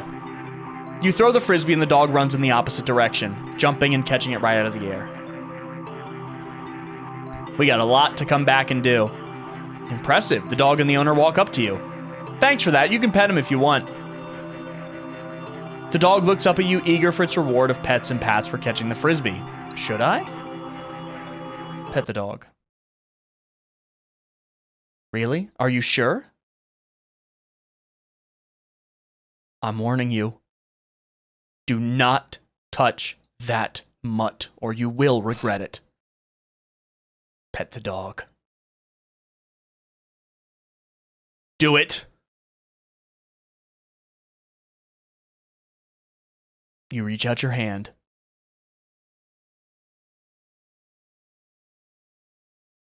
And you pet the dog. The dog seems pleased. Oh, good. You don't feel well. Suddenly, the sky begins to darken rapidly. You look up along with all the pet owners to see that the sun has been eclipsed by the moon in the blink of an eye. You vaguely remember that you should never look directly at an eclipse, but for some reason, you don't look away. A loud, piercing yowl fills the air, shaking the ground beneath you. You instinctively move to lift your hands in order to shield your ears, but the hand that had been cautiously pressed upon the dog's head comes away with some resistance. Resistance, like sticky slime, almost cementing your hand to the dog's head. The slime stretches with your movement. Ugh! The dog's head stretches with it too, as the canine begins to just melt. It melts and melts until it becomes a pile of goo at your feet. Ugh! You dazedly look around for the dog's owner, only to find an empty pile of familiar clothes where they once stood. You see similar piles of clothes next to piles of goo scattered all across the park's open field. All the dogs, all their owners. The melted goo of the dog in front of you then starts to move with a shudder.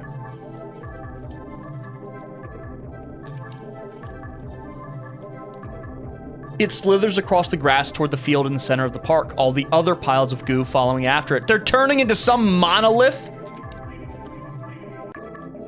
They mix and meld together into a single entity that shifts and undulates and bulges and grows. You watch in dazed horror as it then fills out and shapes itself.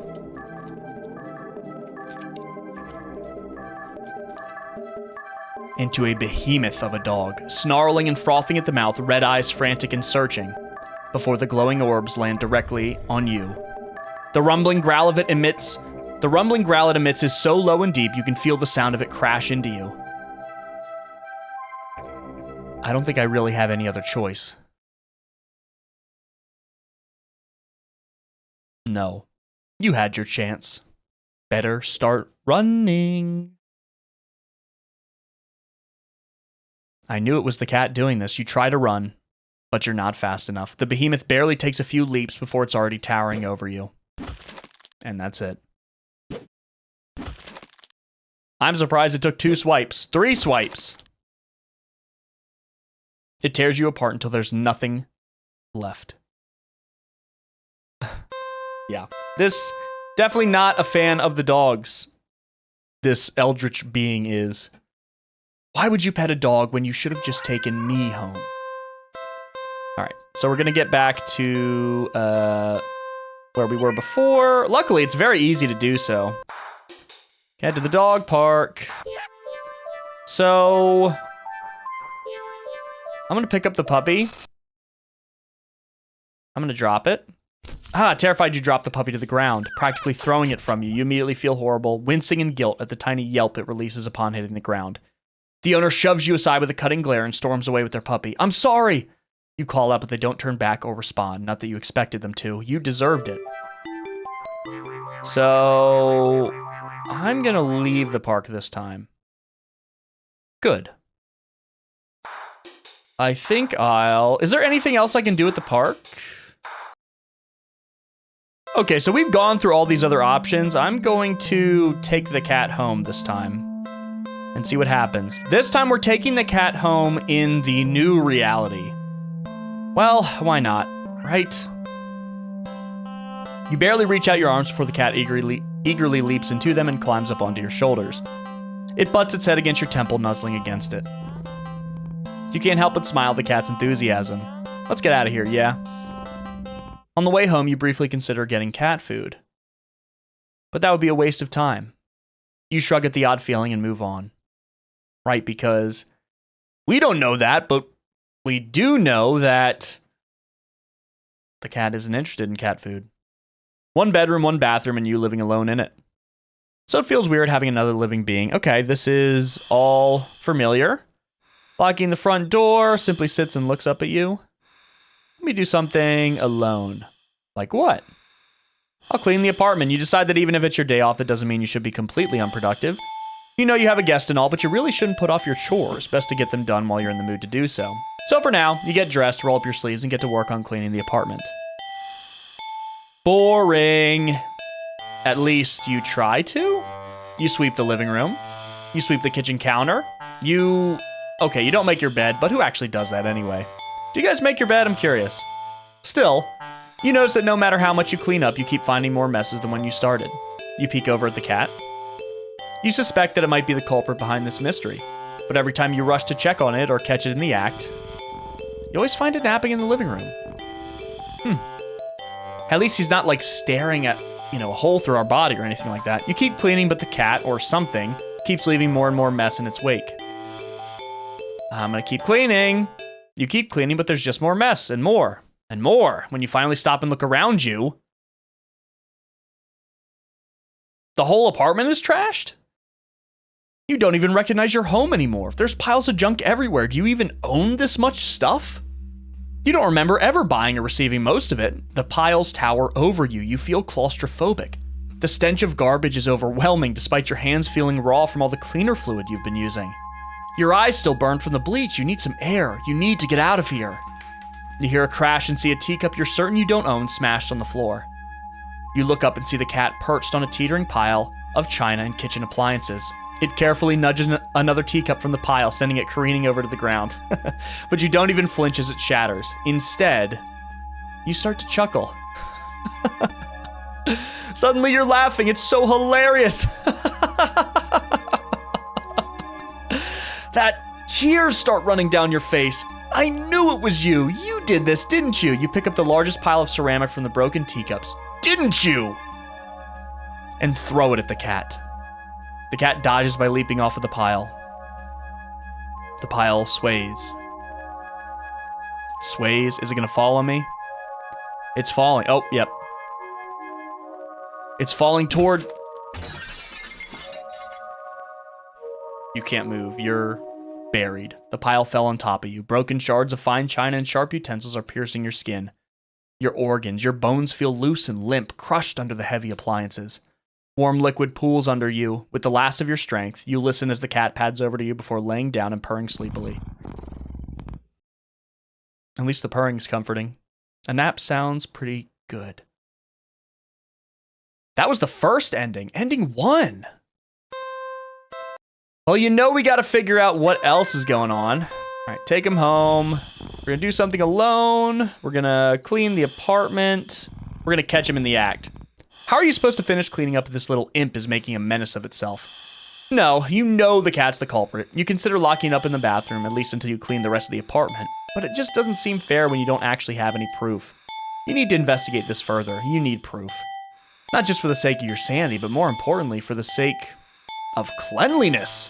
You start to clean again and peek behind you, catching mere glimpses of a paw here or a tail there. But as with earlier, when you rush back to the living room, the cat is still sleeping. Okay. You want to play, cat? Then let's play. This time, you decide to lay a trap, one your feline friend won't be able to resist.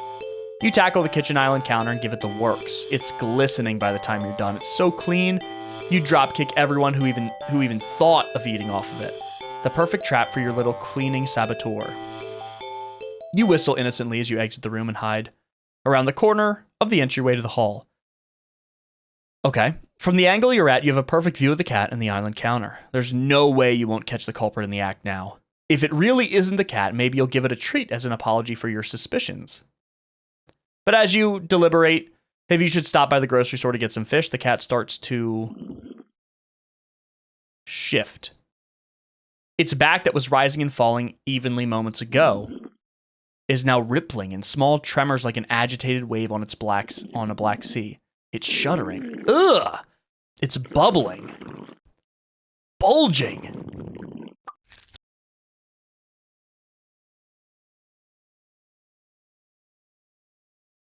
What the hell? You gasp in disbelief as another cat bursts out of the still sleeping feline you've taken home with you. You're fairly certain that's not how cats give birth, but more importantly, you watch cat number 2 shake itself off before leaping up onto the counter, rolling around on top of it, and leaving fur and grime in its wake. Probably should have given it a bath earlier. That's what you think? You feel like your mind is lagging behind the reality of the discovery you just made, but you don't seem capable of thinking beyond smaller observations. For example, though the hows and whys of what you're witnessing elude you, the more pertinent question that strikes you is that if the original cat is still sleeping and the clone cat is busy making yet another mess, then where are all the other clones? Oh, right, there's got to be more. Suddenly, the 2 cats look directly at you in perfect unison. Their eyes pin you to the spot with their intensity. But you realize with the familiar sinking feeling of being watched from behind that they're not the only ones looking at you. You slowly turn around.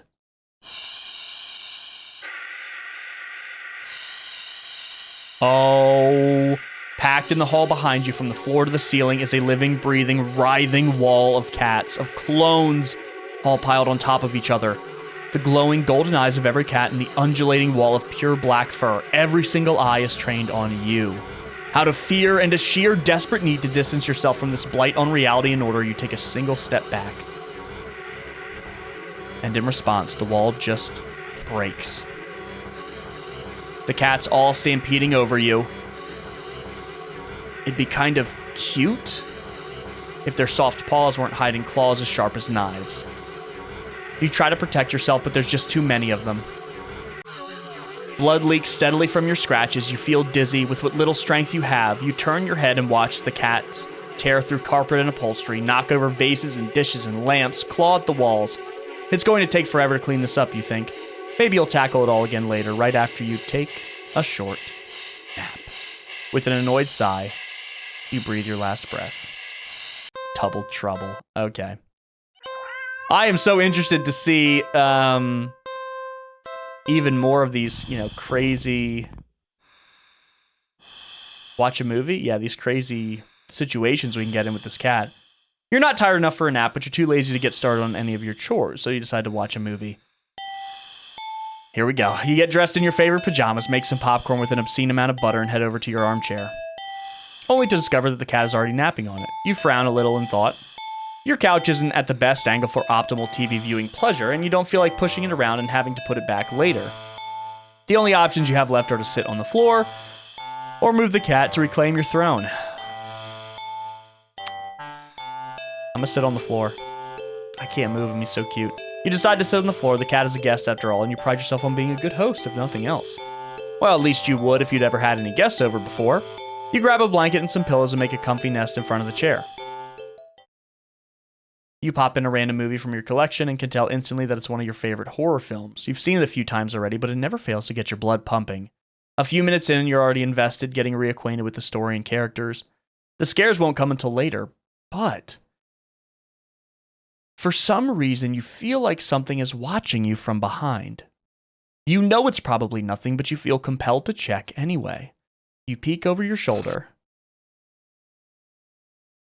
Only to jump out of your skin, jostling a few pieces of popcorn out of the bowl in your lap. The cat is awake and looking right at you. You take a calming breath, recovering from your heart nearly lurching out of your chest, and immediately feel foolish. It was just the cat, of course. It was so quiet you've forgotten it was right behind you, even though it's the whole reason you're sitting on the floor in the first place. You shakily pick up the remote, intending to rewind some of the parts you missed. However, as soon as you press the rewind button, the TV shuts off. You blink, confused. Nothing else turned off. The kitchen's dimmed light was still on. The digital clock was still glowing, and the movie player was still rewinding. The power clearly didn't go out, so why? You feel a chill run down your spine as you catch the cat's reflection in the dark TV screen. It's still looking at you? Cats stare silly, it's kind of their thing, right? And you're a new addition in its life. Of course, it's going to study you closely to see if you're trustworthy. As you mentally reassure yourself, you turn the TV back on. What? The TV's on, but the movie isn't what's playing on screen. It's... What is that? It's you? You watch yourself frown on screen as you feel your brow furrow in tandem. It's like footage of you in real time, like you're being recorded. You feel the familiar sensation of your mind focusing on small details to avoid the bigger picture of your current situation, avoiding the questions of how this is happening, of who or what is doing this, and why. Suddenly, your mirrored self smiles and waves at you. Oh, this is so creepy. All on its own. You don't wave back, too stunned to move. And is this the cat here? Because it looks like there's two yellow eyes. The you on the screen doesn't seem to mind, though. It then stands up, walks out of frame, and a terrified yell rips out of your mouth before you can think to stifle it. On screen, in the chair, is the cat. But it's wrong. It's become a large, swollen mass of black fur. It's twitching pulse arrhythmical with its slow, almost melodical breaths. That's a tough sentence. Say that 5 times fast. Its mouth is a yawning entrance to a black abyss, framed by a set of teeth that look very, very sharp. Glowing eyes bulge all over its body. It's still looking at you. It doesn't even acknowledge your on-screen persona as they walk back into frame and pet it almost lovingly. Then, the you inside the TV touches one of the cat's fangs. Oh God. And we feel the pain? You flinch at a sudden sharp pain in your palm. You look down and sure enough, your hand is bleeding. You're not particularly afraid of blood, but for some reason the sight of it leaking out of you sends another chill down your back. A thought, clear and terrible, flashes across your mind. It's not just the mutated cat in the TV that's watching you. Is it? Don't look behind you, don't look behind you, don't look behind you. Don't look behind you. You watch helplessly as your on-screen self smiles and nods at you almost encouragingly. They stand in front of the cat's gaping jaws. They look into the dark depths. And as you're torn between the horrifying realization of what's about to happen and the gripping wonder of what they see looking back at them from that deep, deep darkness, they jump in. Darkness is a sudden presence all around you, pressing in, holding you down, and yet you somehow almost feel weightless. You can't tell if you're falling, but it doesn't feel like you're laying down or standing either. You feel warm, cold, everything, nothing. You feel nothing. That ending was called Silent Film. Each ending is a completely new journey. And I truly have no idea what to expect every single time we look at another one. We're going to reclaim the throne. Square your shoulders. Sorry, kitty, that's my spot. You pick up the cat and place it on the floor. It's clearly upset with you. When you try to pet it as an apology, it dodges your hand and scampers away. You shrug and put on a random movie before nestling into your chair. It's some horror film that you love to heckle from beginning to end. Nothing but an endless string of pointless jump scares. Did the writers not know the meaning of the word subtle? Some horror games are like that too. What was that? Was that the bathroom? The cat must have gotten into the medicine cabinet or knocked something over. Calming your thundering heart with a deep breath, you pause the movie and get up to investigate. He's definitely mad. The cat dashes between your legs from the hall. Fleeing the scene only makes you look guiltier, you know. You're even more reluctant to see the damage now. You just want to relax and watch your bad horror movie. You go into the bathroom and turn on the light. Just as you thought, all the stuff in your medicine cabinet is scattered on the tiles. At least none of it looks broken or damaged. You crouch down to pick everything up. Did the door just close? Did you bump it when you crouched down, or? Well, at least the cat can't come in and make more of a mess this way. The lights? Didn't you just replace the bulbs? They weren't faulty, were they? You never remember to hold onto your receipts for situations like these. You doubt you'll be able to get your money back. No, someone's, And who was flickering the lights? Nosferatu. SpongeBob reference, anybody? You stand up. You shake out the pain in your knees from crouching and open your medicine cabinet. Carefully, you place everything back where they belong, making sure nothing is missing. Oh! That actually gave me goosebumps a little bit. That scared the hell out of me. You jump back, slamming against the wall, covering your mouth. You look back up at the mirror on the medicine cabinet door to see nothing. Nothing? The hell? Something was... You know you saw something just now. You know you did. Right? You saw something. Oh! Oh! I should have known the jump scares were coming because they brought it up. You rush out of the bathroom and slam the door behind you without looking. You enter the hall and... No.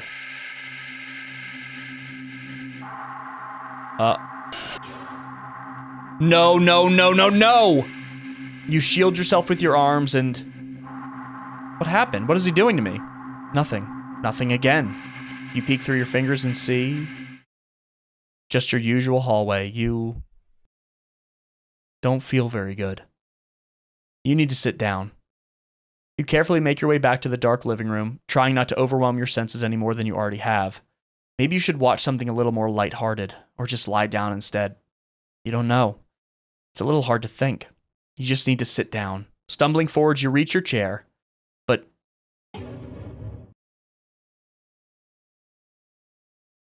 He's in the chair? It's nothing. It's nothing at all. Just the cat sitting back in your chair again, looking up at you curiously. What happened? Why don't I feel good? The cat did something to me. But it's enough. Your heart lurches so harshly out of a mixture of fear and anticipation that it completely gives out. Your eyes roll up into your skull. You feel yourself falling back. You're dead before you even hit the ground. Ending 4, real subtle. Oh. I clicked the wrong thing. Okay, here we go. Let me go back to that same thing again. Do something alone. I think we've done the 2 movie options. I just want to make sure that this doesn't give me a different choice if I say I definitely saw something. No. Okay, perfect. That's fine. So the next thing, I just want to double check, especially so no one is asking questions. Want to make sure we turn over every stone we can. We're going to do something alone. Take a nap. You're a little tired from the events of today. Making life-changing choices like committing to the responsibility of caring for another living creature really wears you out. You could definitely use a nap. You head to your room and get dressed in your pajamas before you decide to grab a glass of water from the kitchen. You head back up to your bedroom, ready for a much-needed nap. Oh, does he want to nap with me? Only for the cat to race past you through the open door and jump on the middle of the bed. It takes its time kneading at the sheets before settling down and closing its eyes. Well, that was fast. You frown thoughtfully. Now that your mind's on it, you find yourself really craving a nap in your own bed. There's no way you're settling for sleep on the couch, certainly not the armchair, which means you should... I'm gonna sleep next to the cat, that's what I would do. You shrug, what's the harm in sharing the bed, right? You both have had a long day after all. Like, that's what I would do with my cat. Like, I'm not moving Big Chet, I'm not moving Pumpkin. I'm scooting in with him. You try to carefully avoid jostling the cat as you lay down, but immediately scoots over and curls up next to you anyway. You smile. Sweet dreams. There's nothing like sleeping next to a purring cat, or when a cat's on you. What happened? You feel like you slept for a long time. You feel a warm weight on your back, but you don't see the... Oh, mystery solved then. You feel comfortable? You consider getting up, but as soon as the thought enters your head, your mind fills with static and a deep sense of disapproval. Yeah, why would you want to get up? You're cuddling with your cat. Not yet then? Okay. The cat, jostled by your attempts at movement, kneads painfully at your back before settling down again and falling back asleep. You fall back into slumber too. Am I just gonna sleep myself to death? It's night. You want to get up.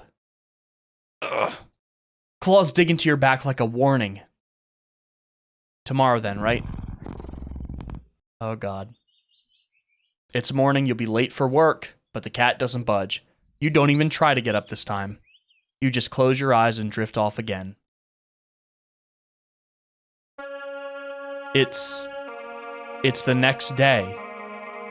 Since the last several days. Or has it been weeks? Or longer? You're not quite sure. You're hungry. You don't know how long you've been lying down. You feel sore on your back, but also on your stomach, your arms, your face. Everywhere. You can't remember your last meal, the last time you drank anything. You've been sleeping all this time, but you feel exhausted, more tired than you think you've ever felt in your life. It feels like a giant hand is pressing you into the bed. You can't remember the last time you even considered moving. But somehow you know that you need to go back to sleep anyway.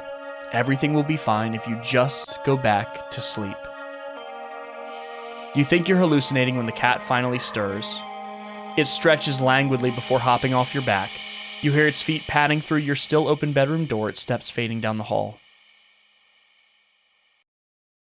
You don't open your eyes. You don't move. You're afraid you don't remember how. You're afraid that the static will return if you try. But you eventually do try. You try to prop yourself up on your arm. It's thinner than you've ever seen it. Thinner than you think should be possible. Crack. I got so skinny, my arm snapped in half from getting out of bed. The arm snaps under the weight of your body and crumbles to dust on the bed sheets. It doesn't hurt in the slightest. As if even your nerves have dried up and become as useless as, well, as useless as you feel in general. Just how long have you been laying in bed? You don't have much time to think about it. Your failed attempt at sitting up sends you tumbling over the side of the bed like a rag doll. But you think you're probably closer to being a ceramic doll, as your body shatters instantly upon impact with the floor. Your head rolls towards the door, letting you watch as the rest of your strewn body parts crack and crumble and turn to broken ruin as your consciousness begins to fade. Oh, well, our buddy's here. The cat strolls into view then, poking and prodding at the remains of your brittle limbs. Bad kitty, you try to say. But you think your jaw might have snapped off earlier as well. Almost as if sensing your attention, the cat walks over to you, well, your head at least, and you watch with your final conscious seconds as it lays down, curling its body around you. At least it's purring. It feels warm. Well, maybe another nap couldn't hurt. It's a cat nap. All right, this time we're going to have to kick the cat out of the bed. I know. All the cat owners out there, no. Well, the last time we tried to sleep with the cat, we turned into a doll and broke on the floor. So, I'm going to go ahead and move him out of the way. We're going to move the cat. You tentatively nudge the cat in an attempt to make it move on its own. It doesn't budge in the slightest. Keep trying, this is your bed. You push a little more firmly this time. Oh. He doesn't like that. The cat sounds annoyed with you. Again, you will sleep in your own bed. Should we? We gotta move him. Oh, man. He's not happy. The cat opens one yellow eye and it slides up to look at you. Its voice, it's a little deeper. Move the cat. You move forward, ready to shove the cat with all your might. You're thrown back by some invisible force and crash into the dresser before falling to the ground. Wind knocked out of you, you look up in a daze. You don't quite comprehend what it is you're seeing. A strong swirling wind is picked up, throwing items all over the place, as if a miniature hurricane had just taken form in your room. And right there in the center of it all is the cat. Is he flying? Hovering in the air above the bed? Its eyes open, glowing like molten lava.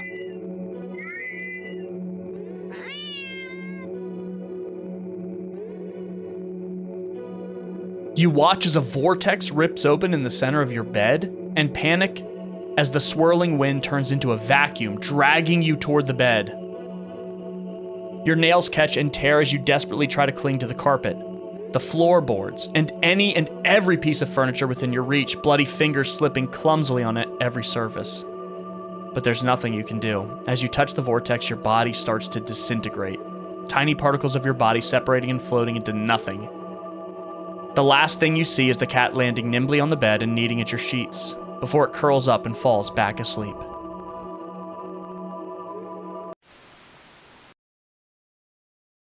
This time we're going to do something with the cat. How about that? Like what? Wow. Let's pet him. It's not every day you have access to a cute, fluffy animal. What else is there to do but pet it to your heart's content? You sit on the floor in your living room and click your tongue to call the cat over. So he comes over and we pet him. The cat dashes over to you, immediately climbing into your lap. Poor thing, you just want some attention, don't you? All right. You carefully pet the cat and rub behind an ear. Cats love that. Scratch under the chin. Cats love that. A smooth sweep along the back. Good. You keep petting the cat in your lap, enjoying this bonding time together.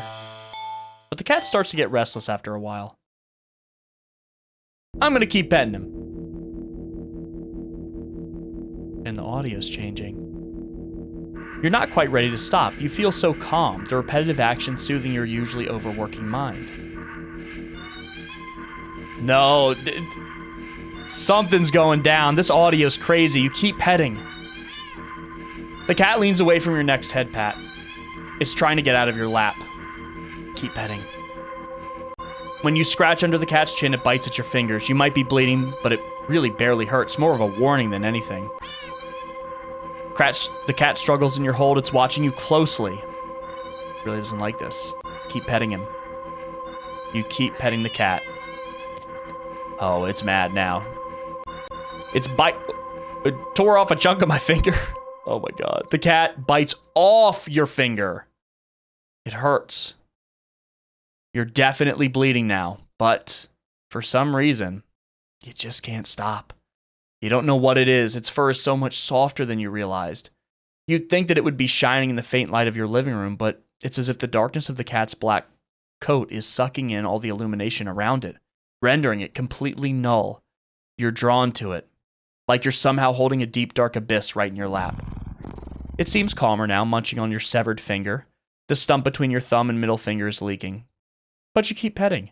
You fret that your blood will ruin its fur, but the cat no longer seems to mind. Well, it's got its meal, I guess. Time passes. It's dark out now. Soft as the fur is, your palm has started to feel raw and damp under the constant friction from your petting. You think faintly that maybe you've had enough. You start to lift your hand from the cat, when in a flash, now it doesn't want us to stop petting him? It cut off my whole hand? Your entire hand is separated from your wrist. It flops onto your lap beside the cat. The cat's claws on its front right paw glisten with crimson liquid. You don't feel it for a moment, but your body tenses, anticipating the pain as you blankly watch the cat lick at the bloody palm of your severed hand. It hurts. It really hurts. Then the cat looks up at you, and you feel compelled to keep petting. You're reluctant, but you're also afraid of what will happen if you don't heed the call. What will you lose next if you try to resist again? You were hurt for your insistent petting earlier, yet now you've been hurt for trying to stop. It defies all logic, but that's what scares you. There's no reasoning with such fickle whims. That's how cats are. You feebly try to raise your uninjured hand to pet the cat, but it stiffens, golden eyes glinting dangerously. Well, all right then. You raise your bleeding stump and resume your petting to the best of your ability. Oh, it wants the... Oh. You pet, and you bleed. You pet, and you bleed. I think I'm going to die here. Yep. Okay, personal boundaries. That's important with the cat. Very important with the cat. Okay, let's do something with the cat. Is there another option for petting the cat? I just want to make sure. Keep petting him. Keep petting him. And if I click this, okay. All right, so there is only one option with that. Let's feed him. Cat looks hungry, so you decide to feed it. You're regretting not stopping for food earlier as you don't have much left. Grocery shopping day is tomorrow, after all. You head to the kitchen and click your tongue, ensuring the cat follows after you. It leaps nimbly onto the kitchen counter and watches as you search for meal options. Let's see. You find some things you expect. A can of tuna in the pantry. Some leftover meatloaf in the fridge. And... Huh? What's that? What is this? You realize there's a tightly sealed Tupperware on the bottom shelf of the fridge. Do we...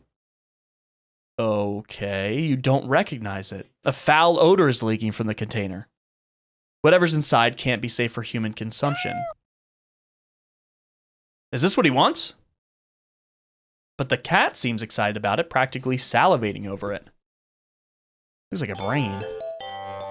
Still, you're the caretaker here. You're the one who needs to decide what's best to feed a hungry cat, so you'll feed it... I'm gonna give it the tuna. Cat Cats like fish, right? Shrugging, you take out the tuna from the can and the meatloaf. For yourself, you put the frankly ominous container back into the fridge. Cat looks a little disappointed. Tough. You'll need to dispose of that weird whatever it is later. You open the tuna and spoon it onto a small saucer. You put the saucer on the kitchen counter. You don't think you should be encouraging it to eat up there, but you figure it'll make up for electing to not feed it the toxic goop that it wanted. The cat looks like it finds the tuna acceptable. You'll take it. Yeah, eat up, kitty. As the cat digs into its meal, you go about heating up the meatloaf in the microwave. While setting the time, you hear... The cat hiccuped? You turn and see that the plate is completely empty. Oh, that was quick. You need to pace yourself. Got a fit of the hiccups. You watch, baffled, as the cat continues to hiccup, causing little bubbles to float out of its mouth. Okay, that's okay. You could process this. It's not completely out of the realm of what's possible, right? Right. Best not to think too hard about it. Soon enough, the room is full of floating bubbles. The cat releases a final tiny bubble before yawning and laying down right there on the counter. Well, glad you enjoyed it. The bubbles haven't left the room or popped. They seem to be pretty resilient. Wait, what? What's that? As one of the bubbles floats closer to you, you see that there's actually something inside of it. A tiny, furry fish? This is just getting weirder and weirder. Still, you can't help but marvel at the impossible wonder in front of you. You lift a hand. You extend a finger toward a bubble. Carefully press it against the surface. And the fish bites me? The little fish inside lashes out, viciously sinking its tiny fangs into your finger. It doesn't really hurt that much at first, but then... What was in that can of tuna? Ow, what? Pain starts to climb from your finger to the rest of your hand, past your wrist. Could it be some kind of venom? You fling your arm around in an attempt to dislodge the fish, but... Is my vision getting messed up? You accidentally knock your arm into several of the bubbles floating around. More tiny, ravenous fish latch onto your flesh. You stumble back out of pain and a sudden bout of dizziness, only to bump into more bubbles. More fish digging their teeth into your back. It hurts, you're getting dizzy, you've got to get out. You deliriously try to stumble out of the kitchen, but the entire room is filled with deadly bubbles. By the time you collapse to the ground, you're absolutely covered in tiny, angry, biting fish. Your legs, torso, arms, face. The pain is unbearable. You can feel it in your skin, in your teeth, in your eyes, in your hair, and it's so consuming you can't even feel yourself convulsing or crying. You don't black out. Your eyes are still rolling up into your skull when you gasp out your last breath. What was in that tuna? We're gonna find out here, and we're gonna give it the meatloaf this time. You get the feeling that the cat won't be too impressed with anything that comes out of a can, and you're not about to feed it whatever the heck that toxic-looking sludge is. We'll find out what that is, though, for sure. So, it's settled. Just giving him my meatloaf dinner, I guess. A tuna sandwich for you and leftover meatloaf for your feline guest. You ignored the cat's disappointed meows as you put the weird container back into the fridge to dispose of later.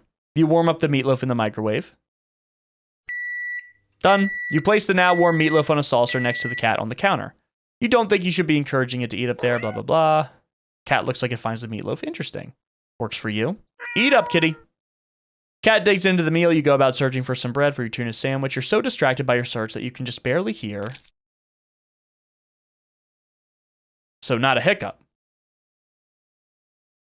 You turn around and see that the meatloaf has only one, maybe two bites taken out of it, but more alarmingly, there seems to be a red trail of something leading away from where the cat had been sitting, and off the edge of the counter toward the living room. Is that blood?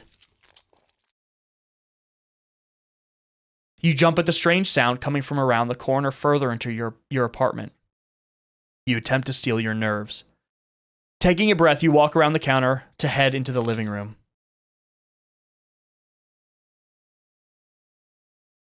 You stepped in something warm and wet. Ugh.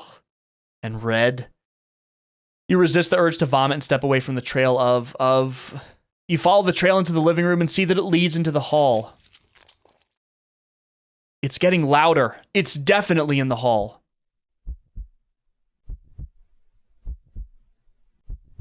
You feel like you can hear your heartbeat. You hope whatever's in the hall can't. Your body shakes as you feel yourself. Your body shakes as you feel yourself step forward and forward and forward. You peek around the corner. And nothing. There's nothing there. What? You walk further into the hall and see that the trail leads all the way down to the end of it, but there's nothing there. You don't quite feel relief, but at least... Oh. What happened? You feel something warm and wet drip onto your cheek. Something very warm. You swipe your shaking hand across it and pull it back to see your fingers covered in something. Is it blood? What was that? You look up and see what only can be described as meat. The entire ceiling of the hallway is covered in a thick, undulating, writhing layer of pulsing meat. At its center is a single glowing eyeball frantically rolling around in every direction. It took one bite of that meatloaf and turned into this? Until it lands squarely on you. And now it's gonna digest me. You try to take a step back, desperate to escape the hallway, to escape this thing, but before you can even scream, meaty tendrils shoot out and grab you. No! Let me go! They pull you up, and into a pair of slowly opening jaws. And then... leftovers. Alright, now we're gonna find out what's in that mystery container. Feed the cat. Mystery food. Is this really a good idea? Fine, I guess if this is what you want. You open the container and... Ooh, it smells like... poopy. You just barely manage to keep from throwing up, but just barely. The stench is overwhelming. And it really wants this? Okay. You hazard a look at the contents of the container, but you honestly can't understand what you're supposed to be looking at. Everything is just mashed together. What exactly everything consists of is a mystery you're more than happy to keep unsolved. Different shapes, sizes, textures. Not the color, though. All of it's the same color, the most unfortunate-looking shade of gray you've ever seen, tinted with a nauseatingly wet green film over the top. Am I supposed to warm it up, or you don't really know how to serve it? Just put it in front of the cat. Any utensil or plate that touches it is getting thrown out immediately, no exceptions. Your hands are going to be scrubbed with soap and hot water within an inch of their lives after this. You decide against putting this crap in your microwave. You doubt it would taste or smell any better warm. Not wanting to hold it anymore, you shake your head and practically toss the container next to the cat on the counter. The cat enthusiastically dives for the toxic-looking sludge, sniffing it as if savoring the scent. You turn to the fridge and close it. You've lost your appetite. You're about to head to the bathroom and wash your hands for the next hour or so when... Oh. Ow! A sharp pain on your foot causes you to stumble.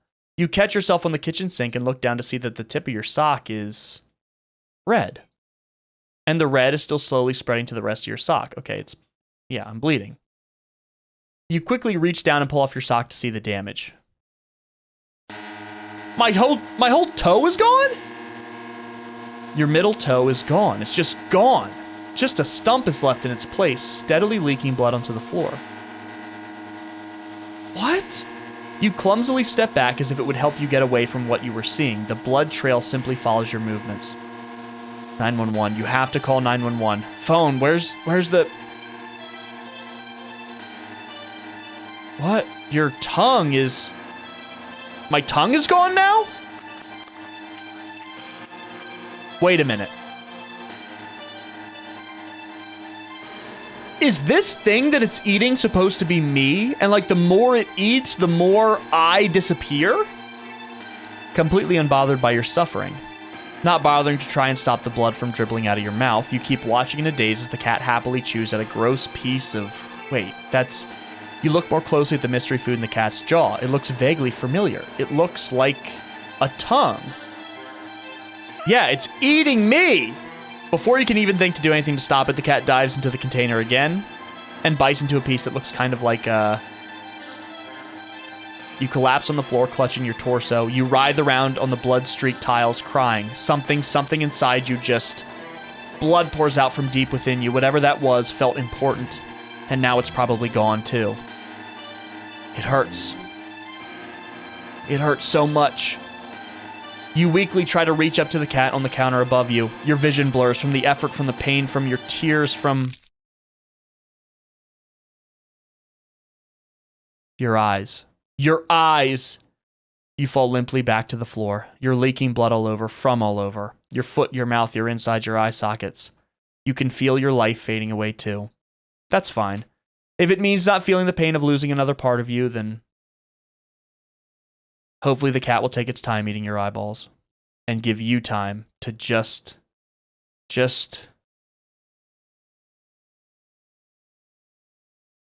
die. You are what you eat. Oh. This again.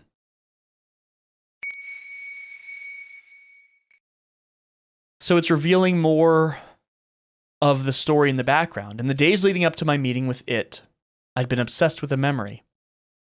Someone precious to me had found someone precious to them. I see. My best friend, my only friend. I was happy for them, truly. But then I'd been happy for the others too. They promised it wouldn't happen to me again. That they knew how it felt to be told by someone you cared for that they'd outgrown you and your friendship. That they'd never, ever do such a thing to me.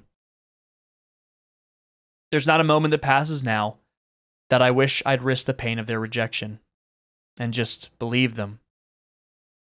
But I didn't. I pulled away before they could, trying to protect my fragile heart, but it only hurt all the more. Selfish as it was, I'd wanted them to fight harder to keep me around. When it appeared before me, it promised to be just that. A friend that would never, ever let me go. A friend that would never, ever leave me. And all I had to do was promise the same thing in return. Is it supposed to be this cat? Weather good today. That good thing. Maybe good luck too. Yes, lucky. It feels like the whole game is breaking down.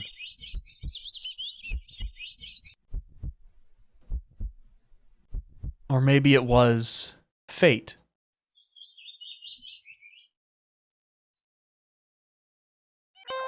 Okay. Back to getting more endings, I guess. Do something with the cat. Let's see. We've pet the cat. We've fed the cat. Let's play with the cat. Poor thing was probably bored stiff sitting in that old box all day. Just watching crowds of people walking by them, ignoring them. You can't leave them alone as soon as you're home. A little interspecies socializing won't kill you, right? Aw, you just want some attention, don't you? You want to play, huh? Okay, then. What to play, though? Let's get some yarn. If every movie and cartoon involving cats that you've watched since childhood is to be believed, then you can deduce with almost absolute certainty that cats freaking love yarn. Probably. They do. And we have a yarn ball. You unearth some from an old box in the hallway closet that's filled with knickknacks from various abandoned hobbies. You consider just handing the ball of bright red yarn over to the cat and supervising from the side, but that would defeat the idea of playing together, wouldn't it? You cut off a decent length of string from the ball of yarn and go back to the living room. The cat is resting on the floor. It's not asleep, but when it looks up as you enter the living room, you feel like it could doze off right then and there. You'll fix that. You smirk a little, confident with your surprise,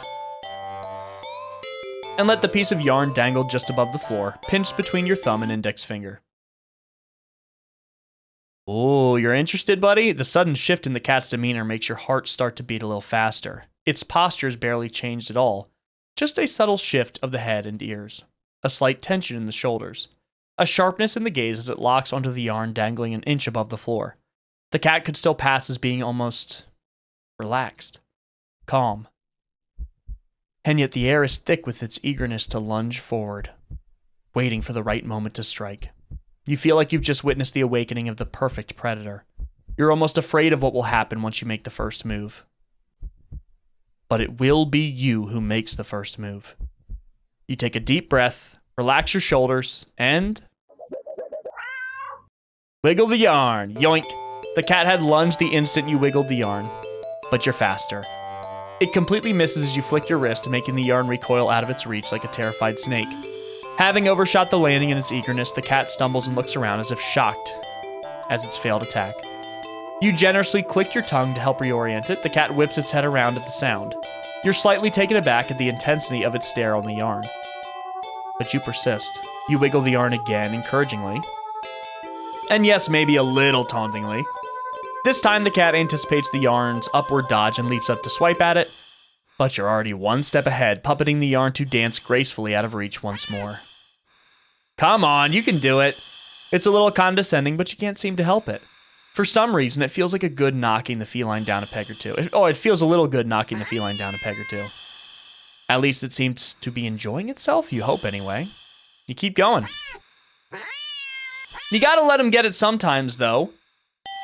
You know, you gotta let the cat get it sometimes.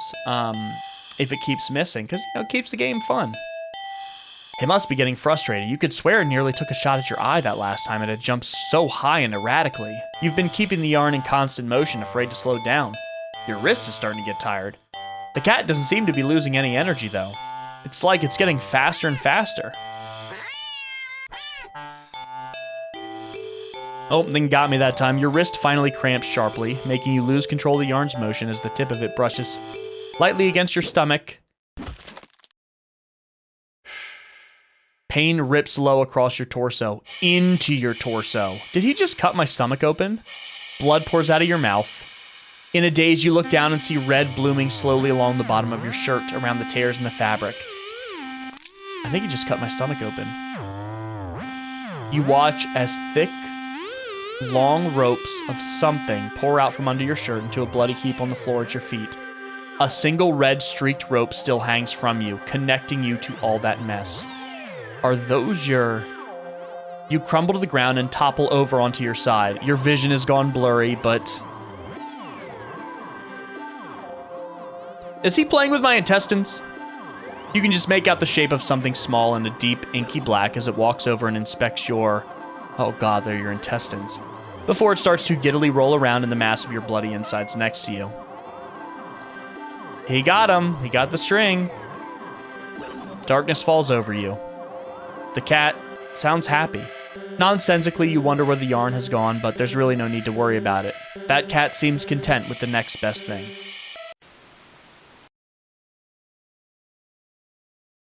Did not think that was the direction that was going to go, but that's what we're here to find out.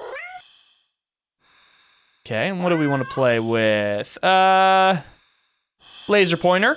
Cats are curious creatures by nature. My cats love the laser pointer. They're also natural hunters, sort of. Why not pass the time by letting the cat hunt after something it'll never quite understand? That sounds a little mean when you think of it like that, but it's not like the cat will know anyway. Ignorance is bliss, or so they say. So you dig out your old laser pointer from your long-gone, dreaded days of group presentations in school. You flip it on and see that even after all this time, the batteries still work. You get a little kick out of aiming it, and a mirror hanging in the living room so it reflects off the glass, making a little red dot appear on your knee. On your knee? Do you want it to scratch you? The cat cautiously walks over, stopping every few steps to cast a look of suspicion at you. When it finally reaches you, it lightly presses a paw to your knee, like it's trying to catch the dot of red light as casually as possible. You manage to hold back a chuckle, not that it really matters. The cat isn't paying attention to you at all, entirely focused on the light now resting on top of its paw. You move the light a little higher above your knee. The cat reacts immediately, trying to pin the light down, but in the next second, you've already moved it to the floor. The cat jerkily follows, attempting a more energetic pounce when you shift the red dot. Over here, over there, and over there. By the couch. On the couch. The cat might be ignoring you, but you're certainly enjoying yourself. It's been a while since you've laughed this much. You're laughing so much, in fact, that you accidentally shift the red dot onto a lamp beside the couch. In a haste to get the light, the cat leaps onto the lamp, sending them both to the ground. Oh, well, there we go. Oh my gosh! The cat sitting in the middle of the former lamp's broken shards, panic hunched, its head whipping back and forth as if in a panic. You quickly turn off the laser pointer and rush over. I'm so sorry, are you okay? Are you hurt? You reach down to pick up the cat and check for any injuries when he gets me. Ow, hey! Cat swipes at you, claws extended. What do you think was going to happen? Backs up and twitches away, making frantic half turns in various directions as if looking for something or waiting for something to appear. Ah, geez, that really hurt, you know? You hold the hand with the scratch close to your chest. It's bleeding, but it's not too big. You're more annoyed than anything, but the cat wants that laser pointer. Immediately, your annoyance starts to bleed into concern. You watch in shock as the cat starts to run around, tearing at the carpet, the sofa, your armchair. You want it to stop, but you're afraid of getting in the middle of its rampage. You consider calling a vet for advice on how to calm it down, but for some reason, you feel like that wouldn't be a good idea. What happened to you?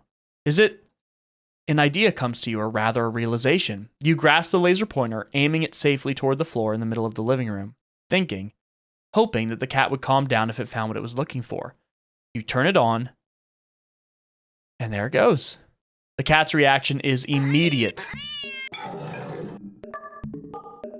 The cat or the lion? You screwed up.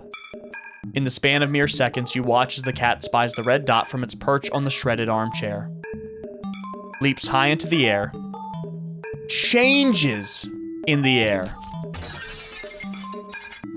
And slams down upon the dot on the floor with a weight and force that shakes the entire apartment, maybe even the whole building.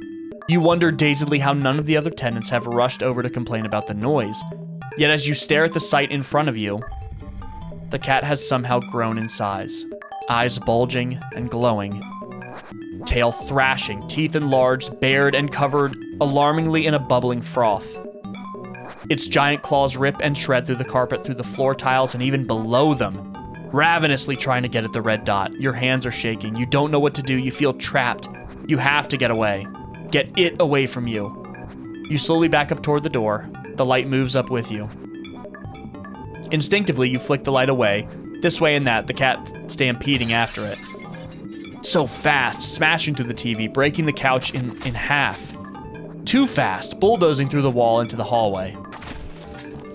A chance. You turn, intending to bolt out of the door and never come back, but in your haste, you forgot something. You forgot several somethings. You forgot the laser pointer, gripped like a lifeline in your hand. You forgot the mirror, still miraculously hanging on the wall next to the hallway. The laser reflecting off of it, putting a small glowing red dot on the back of your head. And as you reach the door, you forgot that it's locked. Yep. Well, it's never going to get the laser pointer now. You don't even have the chance to turn around before the cat lunges all the way across the room at you. Yeah. I should be dead basically instantly. You're torn to shreds before you can even blink. Yeah. So this thing can just shapeshift into whatever. I guess we can... Oh, we have to... We'll do hide and seek. What about hide and seek? You're not quite sure how this is going to work. Can a cat even understand the concept of a game, let alone one with rules like hide and seek? Here, just... You pick up the cat and turn them away from you before hiding behind the armchair. It does not work like that. You're almost certain that the cat must have turned and looked while you were hiding, out of confusion at least, if nothing else. Regardless, a few moments later, the cat cautiously peeks around the armchair at you, eyes curious. You smile and scoop it up, holding it out in front of you. You found me! You win! The cat looks confused, but pleased at your praise. This time, you put it on the armchair so it can't see your hiding spot as easily. You dash over to the kitchen, hiding behind the counter. It takes a little longer this time for the cat to find you. This time, when it does, it startles you by hopping down into your lap from the countertop above. Whoa! You found me again! Okay, you win! You reward it with little scratches behind the ear and under the chin when it leans into your touch. Okay, why don't you give it a try? You go and stand in the middle of the living room. The cat following you. Yeah, cat's not gonna go hide. Like, as part of a game. You make a show of covering your eyes and turning around. Okay, 5, 4, 3, 2, 1, go. You turn around and see that the cat is gone. Huh, you sure catch on quick.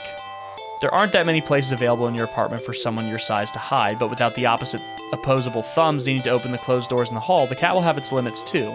Fair game. Okay, now where to look? Living room. You look behind the couch and the armchair, under the coffee table. Nothing. The living room is pretty sparse when it comes to furniture after all. Okay, what about the kitchen? You peek around the counter, grab a chair, and check on top of the fridge. You even open the cupboards along the floor just in case the cat managed to squeeze inside.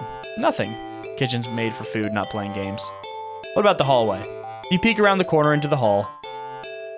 Nothing. You're not sure what you were expecting. With all the doors closed, there's nowhere in the hall for the cat to hide.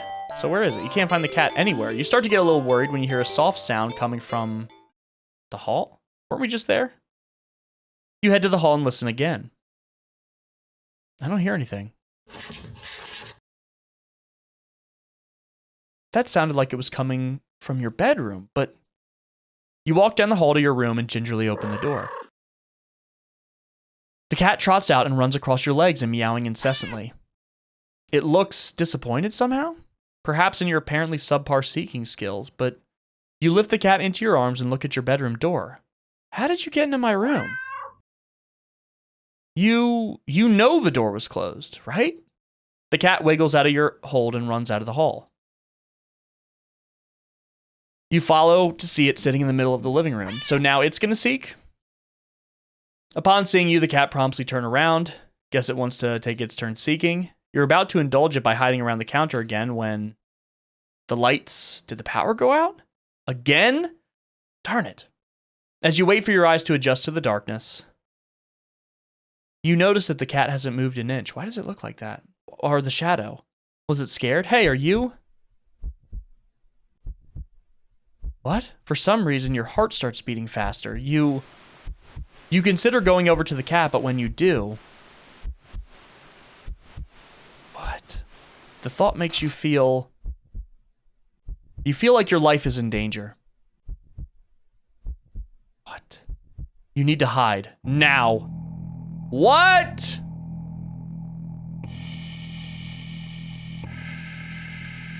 Hide behind the armchair. No, too close, it would find you immediately. Hide behind the kitchen counter. You've hidden there before and it found you almost instantly. That won't work. What about in the hall? Just in the hall? There's nowhere to hide in that hall. What about the hallway closet? You quietly slip into the hallway closet. The door won't close because a heavy box is now blocking it after you squeeze inside. If you try to move it further, the cat might hear it. That is, if it hasn't heard you already. This won't work. You need to hide somewhere else. What about in the bathroom? You quietly rush into the bathroom and... Wait, why is the door locked? You freeze upon realizing how much noise you just made, jostling the doorknob and holding your breath, listening. The silence coming from the living room feels heavier than before, more restless. Even if some miracle opened the door now, it would know exactly where you were. No good. What about in the bedroom? You quietly rush into the bedroom, carefully closing the door behind you. The only place to hide in your bedroom is your closet. Closet, let's go with the closet. You lock the door as quietly as you can before lunging into the closet and sliding the door shut. As soon as you've secured yourself inside the closet, there's a sudden shift throughout the entire apartment, as if something can sense that you're as ready as you'll ever be, as if it can sense that you're ready to be hunted. I wonder if each of these have different endings. A horrible chill runs down your spine as you realize that that's what this game has become. This isn't a simple game of hide and seek anymore. This is being hunted by a predator as prey. It never really mattered where you chose to hide, did it? As if in answer to your question, you hear a loud slam on the bedroom door. You just managed to hold back from making a startled noise at the sound. Your heart rate kicks up again, making it feel hard to breathe quietly, hard to breathe in general. Tears fill your eyes as you cover your panting mouth with your shaking hands. It knows. It knows. Crying with your hands over your mouth, trying to smother the choke sounds leaking out of you. You slide down the wall at the back of your closet into a heap on the floor. You flinch harshly at the sound of the door being ripped off its hinges, followed by a loud crash against the wall on the other side of the room, like the door had been blown away. The silence that follows is almost too much to bear. You can't. A single sob escapes through your nose. You squeeze your eyes shut in defeat at how loud it sounds in the quiet of the room. Not much point in hiding it anymore anyway, is there? You instinctively put whatever energy you have left into listening for footsteps, even as you emotionally shut down. But you hear nothing. Nothing. Nothing. And then something slides open the closet door. You've curled in on yourself, knees up, back curved forward, head down, mouth covered, eyes shut tight, so tight that it hurts. You don't want to look. You don't want to look. But that's what it's waiting for. It won't end you without its final act of cruelty, of making you look at it before it takes your life. So cruel. You just want this to be over. So, you open your eyes.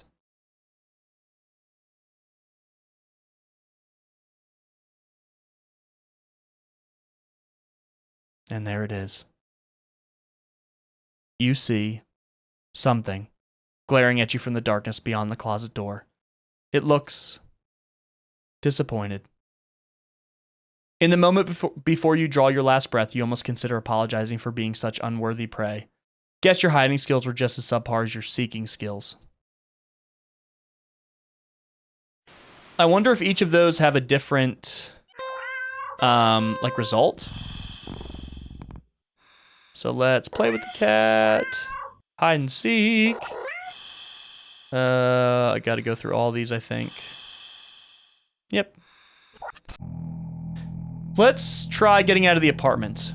You're halfway to the front door when, you look at the door and see several more locks over it than you know you have. You peek over at the cat. It's not looking at you, but you feel a wave of disappointment practically pouring from it into you. It feels almost like a warning. You back away from the door and the feeling slowly subsides, letting you breathe again. There's no getting out. You need to hide. What if I just sit on the couch? Are you joking? You get the feeling that the cat won't appreciate your lack of effort in any way. Like hell you're getting any closer to it. Stop messing around and find a place to hide. Okay.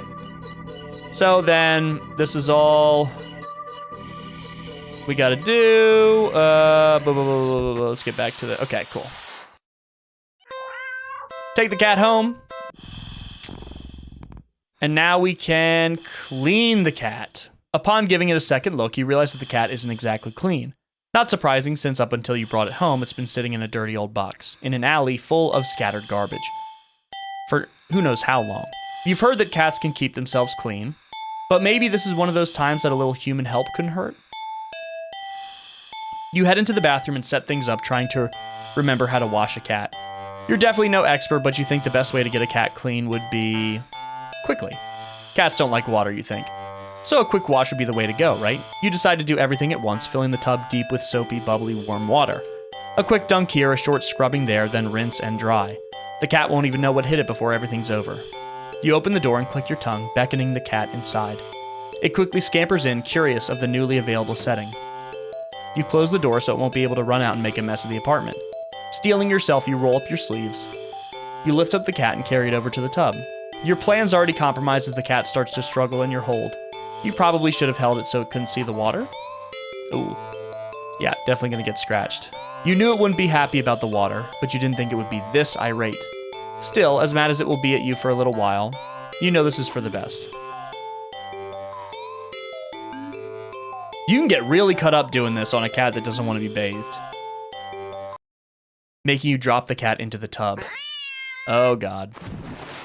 Shoot, kitty! The cat doesn't re-emerge hissing and yowling like you thought it would. You rush over and dunk your arms beneath the soapy surface, searching for the cat. What if it bumped its head and blacked out? It would drown. But you don't find the cat. Instead, what the? You watch as the water starts to darken. At first, you think it's just dirt from the cat and feel a little vindicated about your decision, but that is not dirt. The water darkens further and further, until it looks like you filled your tub with black ink rather than water. Even the soap bubbles are a translucent obsidian now.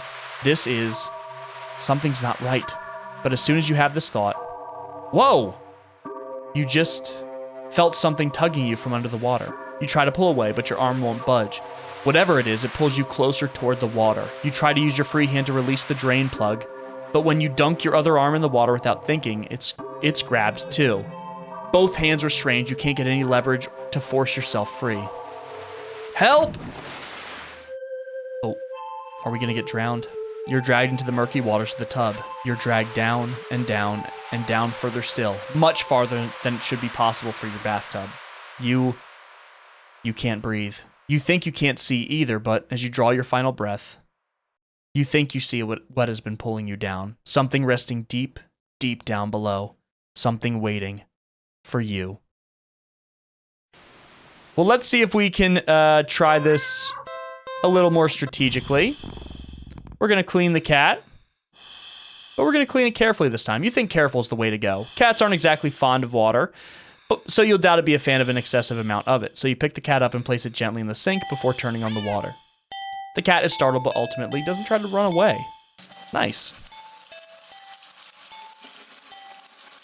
You lather your hands with some soap and carefully give the cat a thorough half scrub, half massage. After a few minutes, you rinse the cat completely and gather it up in a blanket, drying it. Then you take a brush and carefully run it through the cat's fur. The cat seems like it's in heaven as you brush it.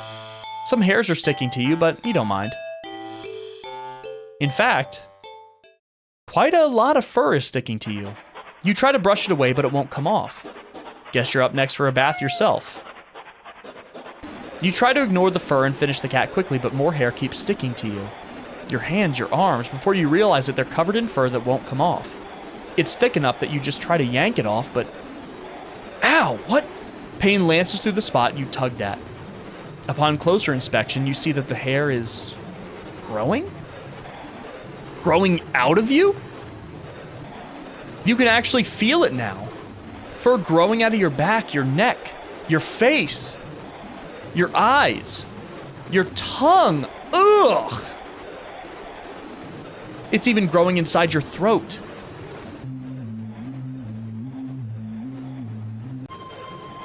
Somebody just suffocating?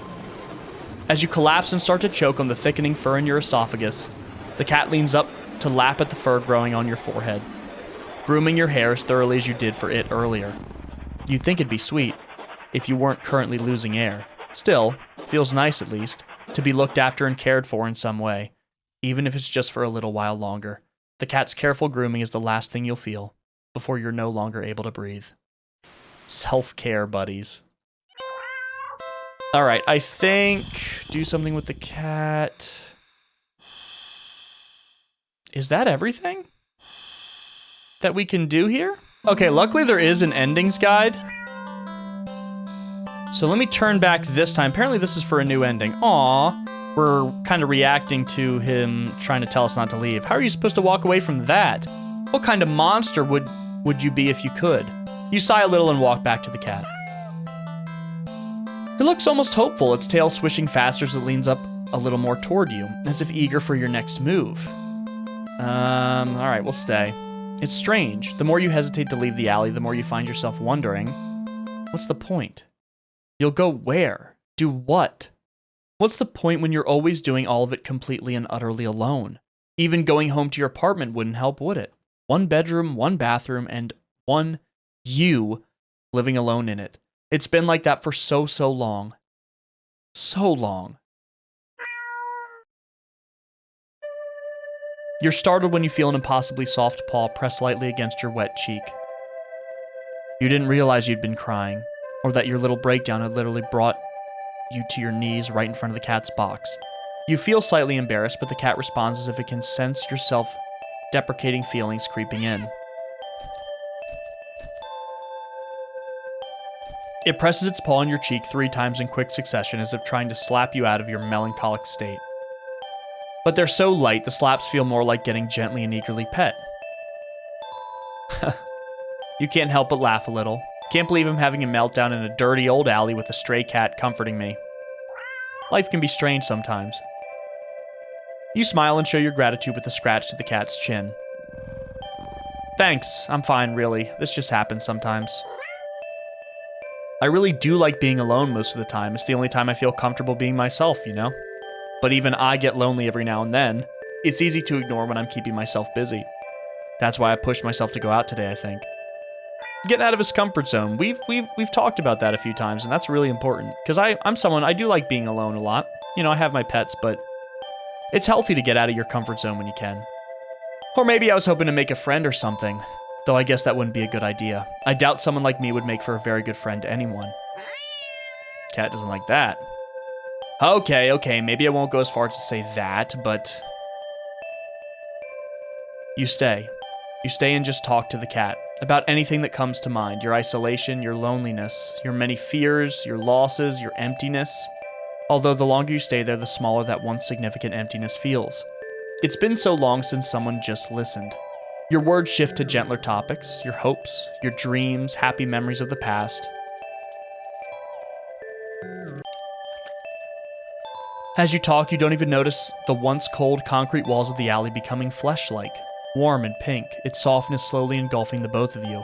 The sound of your own voice feels hypnotic as it reaches your ears, encouraging you to speak more of the depths of your heart into the open. You give in easily. When you do run out of words, you're not sure how long you've been sitting there. But not knowing doesn't seem to bother you. Still, a strange question enters your mind. Leave and go home? Why would I want to do that? You're too tired to move. Pouring out your heart and soul has taken a surprising toll on you, but you have no regrets. You're so happy. You don't think you've ever felt so heard, so seen. You lean forward to rest your head on the box. You don't feel the rough cardboard you were expecting. Instead, you find yourself resting on a mass of something. Something soft and slightly damp and warm. So warm. But you can't find it in to care on what it could be. You're just tired. You close your eyes, and you get the feeling that they'll probably never open again. But as that all-encompassing warmth encases you slowly, completely, you feel nothing but pure contentment. I wonder if this was that moment when it met it that it was speaking of, earlier in one of those like peeks into our character. That kind of seemed like that moment. So we gotta go here again. Leave him. We turn back. But then you leave here. You really can't afford to take the cat home with you. Well, maybe it wouldn't be completely impossible. A few extraneous luxuries cut here and there and you could see things working out, sure. But there's a slight problem that's been making you waver this whole time. One you simply can't ignore. That problem being that you just can't trust this cat.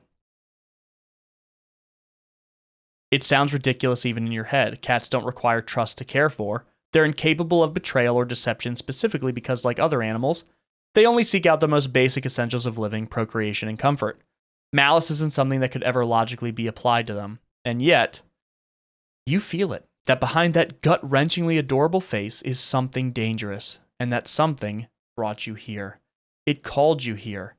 You're a curious person, but even you can't shake the deep instinctual desire to get away from it, get away from it, get away from it. The cat's face looks blank. It's an expression you've seen on many cats before, but something about it feels sharper. Like it's aware of your thoughts and your intention to leave. Uh-oh. And it's daring you to try. You slowly stand up. The cat tracks your movements with its eyes, not bothering to move its head. You don't say a word. You don't, or you try not to even think. Get away from it. Though you don't really succeed. You turn around and quickly leave the alley, feeling those sharp eyes on you the whole way. When you get a good distance away, you finally take in deep gulps of air. You feel better now, and there's still plenty of time left to enjoy your day off. As long as you forget everything that just happened. But what to do?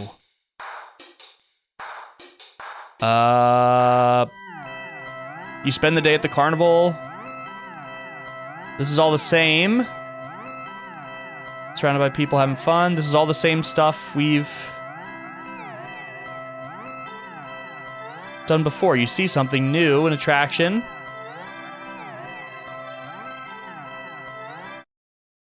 You enter the maze. Yeah, this is all... What? What the? How did you get back here? Get away from that cat. You leave the alley quickly. Let's watch a movie. Let's try this. Old theater. Here's the cat again. The cat's face looks... Oh, God. All right, we're leaving the alley again. Movie. New cinema. Deciding to wait for the movie. Okay, blah, blah, blah, blah. This is all stuff we have... Oh, my God. That's the face from earlier in the game. The cat's face looks... Well, we got one more option. The dog park. Yep. What did that say?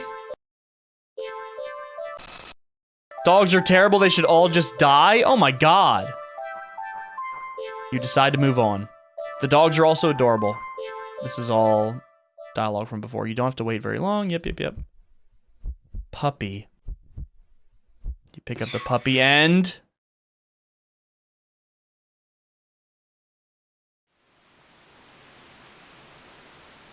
I don't like that face at all. The cat's face looks... Meow, meow, meow, meow, meow, meow, meow, meow, meow, meow. Okay, we leave again? I don't have any options though. Go home? Wait, haven't you done this before? You feel sick. Looking around, you suddenly realize that unlike earlier, there isn't a single person in sight. You're alone. You're completely alone.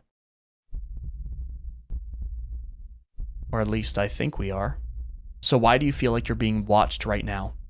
You feel your heartbeat start to race. You need to get home now. You walk back home, the feeling of eyes on your back getting worse with each step.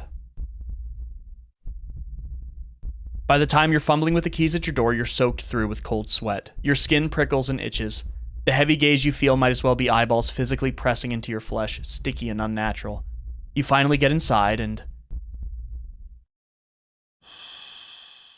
The weight of relief in the sigh that escapes through your lips actually causes you to physically shudder. The horrible feeling from earlier immediately dissipates as if it was never there. In the wake of its departure, you're left shaking and cold in your sweat-soaked clothes, but you're too relieved to care. Exhausted, you mentally pass on the very concept of eating and head straight to your bedroom. You open the door intending to pass out immediately. And we're back with the cat in the alley. Look how big its smile is now. Not again! No! No! You back up in fear, eyes trained on the cat and its horrifying grin. You need to escape, you need to get out, but if even home isn't safe anymore, where will you go? You risk a glance around you and you see that the walls all around you have become fleshy and lined with sharp teeth, the ground now a tongue writhing under your feet. In horror, you realize that the alley's entrance is getting smaller and smaller, closing like a mouth. You try to run for the exit. Nowhere to hide. But trying to run on the tongue slows your speed significantly as you stumble and trip. No. You watch helplessly as the last sliver of light from the entrance tightens beyond a size you could never hope to squeeze through. As darkness falls over you, you feel the damp humidity of the mouth all around you. The walls of teeth, fangs, take their time closing in. Closer and closer. Feedback loop.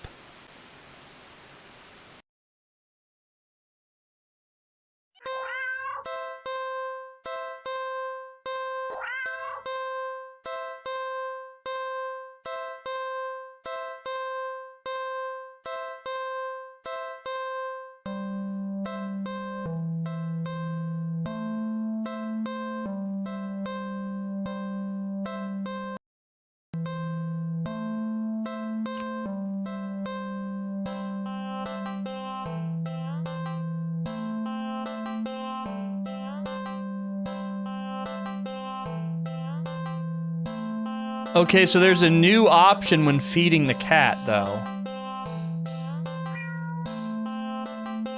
The cat lets out a sad, pleading little sound. It's hungry. It must be starving, so you look around and see a nearby shard of glass. Your body moves as if it knows what to do, what needs to be done. You take the shard and... Right, we know it likes blood. Are we feeding it our own blood? Why would you do that? I mean, I'm sure he's going to be happy with that.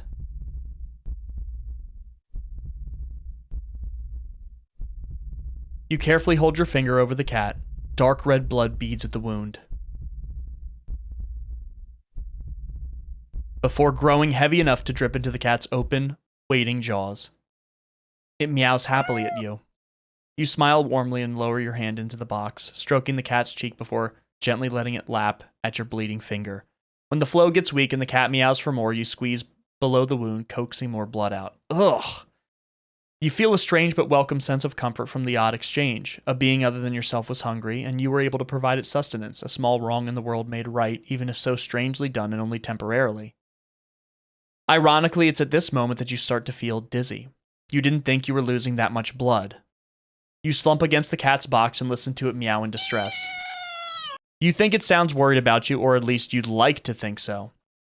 It could just want more blood as well. The cat hops out of the box and into your lap, nuzzling at your stomach and meowing unhappily. You wish you could ease its concerns, but it's not like you can just talk to each other. You can't help but try to remember the last time you talked to anyone, actually. If you were to die here and now in this alley, how long would it take for someone else to realize you were missing, that you were gone? Your thoughts are interrupted when the cat yells loudly, tensing up in your lap. You don't have time to wonder why as a voice rings from the entryway to the alley. Hello? Hey, you! Are you alright?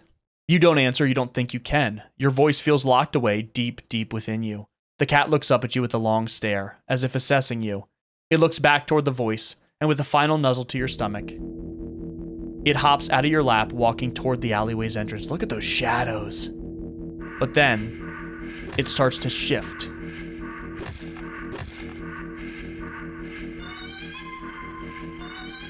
Its face opens up.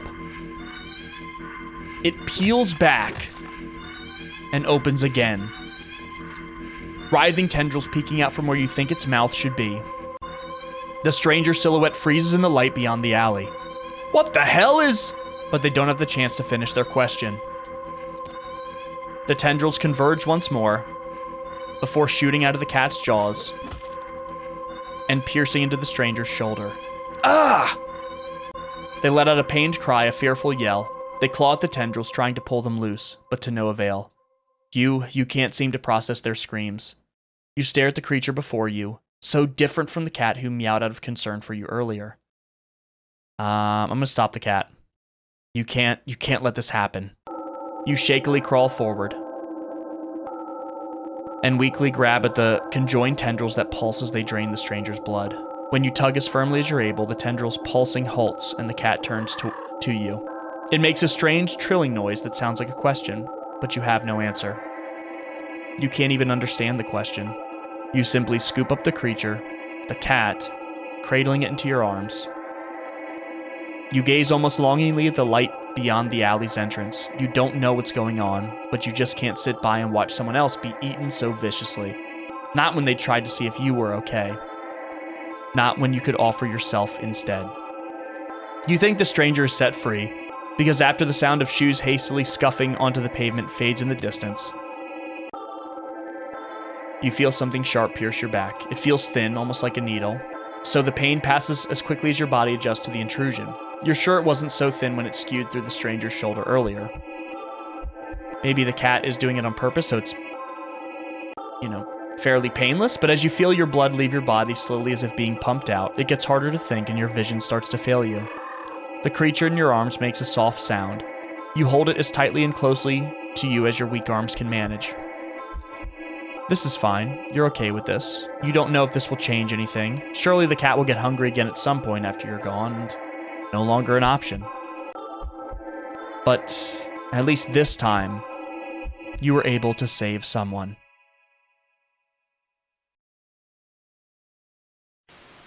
You were able to save someone. I feel like it kind of hung on that. And again, we still don't fully know everything about this character, but we have a good idea that this is someone suffering from like extreme loneliness. But it seems like those reasons are a little hidden. Okay, this time we're gonna let the cat feed. See what happens. Someone help me! Oh, he's just shrinking down. Yeah, he's gone.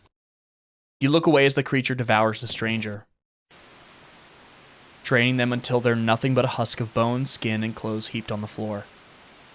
You feel awful, but what could you do? The creature is also a living thing. Shouldn't it be allowed to eat what it needs to? Does it also not have a right to do what it must to survive? You ignore the voice in the back of your head that questions if there could have been another way. It's not like you tried to see if it could eat anything other than blood. Human blood. Now, did you? The creature purrs as it rubs its side into your arm. You realize that after a bit of rest, you've already started feeling better. But you also think that something inside you feels a little bit broken too. You're just not quite sure what it is yet. You stand and hold out your arms. Still hungry? The creature trills happily and hops onto your outstretched arms. Let's go then, yeah? You leave the alley together. You go out into the world together. The cat is hungry, and it will be hungry often from now on. Very often. Screams of fear and terror follow you both wherever you go, and without a thought or care or concern for any of it, you just stand back and watch. Wow.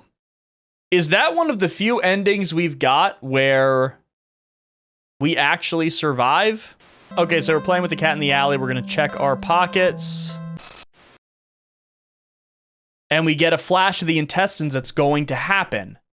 So this can only happen after we've already gotten that ending, I guess. In your right pocket is a bar of chocolate. I'm sorry. Yeah, which we know what happens there. You ignore the cat and briskly walk out of the alley without another look. Phew, that was weird. You're a good distance away when... Oh, okay, this is what we have to do. You reluctantly look at new messages. Don't ignore me. Yeah, the cat can text.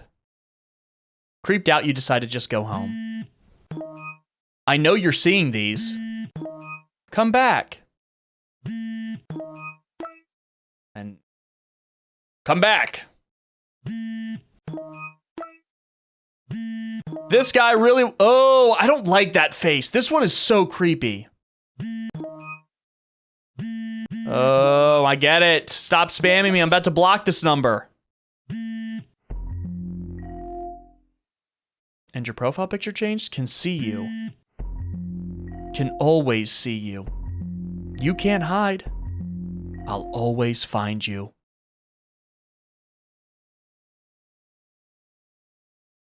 Your eyes dart around nervously, certain that you're being followed. Well, it literally just said that I can see you, so I don't doubt that for a moment. But there's nothing there.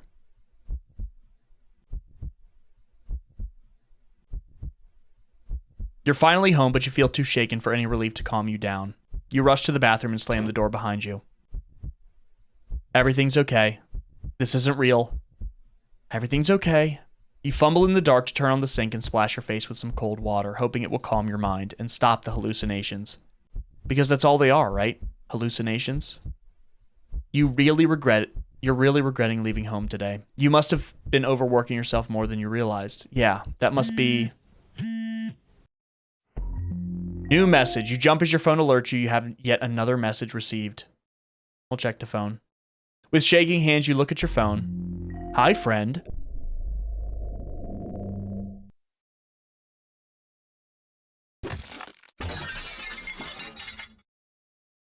What? Startled, you whirl around and instinctively jump back. You slip, smashing the back of your head into the bathroom mirror. You don't register the pain yet, your eyes shifting wildly around the room. There's nothing there, nothing at all. You feel dizzy. You dazedly feel the back of your head and examine your hand. You can't really see anything, but it feels warm and wet, so you're bleeding. The smell of copper fills the air. The dizziness overwhelms you and you collapse on the bathroom tiles. You reach for your phone to call an ambulance. The batteries are dead. Of course. Of course, the batteries are always dead. The batteries are always dead. We gotta get a charger. We have got to get a charger. It's actually crazy. All right, we're going and getting the other one. This time we're gonna ignore the phone. It's just gonna ring like crazy. The phone vibrates insistently over and over again. But you just can't look. You keep your eyes squeezed shut, your fingers tightly grip the sink. In your mind, you beg whoever or whatever is doing this to just stop already. Please, please, please put me out of my misery. You mutter this quietly, you don't really mean it. You don't. But as the words take shape in the darkest corners of your mind, the phone immediately stops vibrating. You'd think this would give you relief, but you only feel dread sinking heavily into your stomach. You can feel eyes on you. You can feel puffs of air on the back of your neck. Damp and deep and slow. You take a deep breath and open your eyes. You look at the mirror. Nothing. You peek around the room. Still nothing. Nothing at all. But you know that something is there, waiting to be acknowledged for you to accept the fact of its existence. Only then will it deign to give you peace. I've never seen that word before. To free you from a life of constantly looking over your shoulder, of fearing your own image, your own reflection. You can feel its patience, limitless and old. You can't win against it in a war of attrition. Your lifespan will long expire before it tires of you. So, you close your eyes and accept it. As your head is severed from your neck, you're filled with peace, grateful that at the very least, you never had to see it. Whatever it was.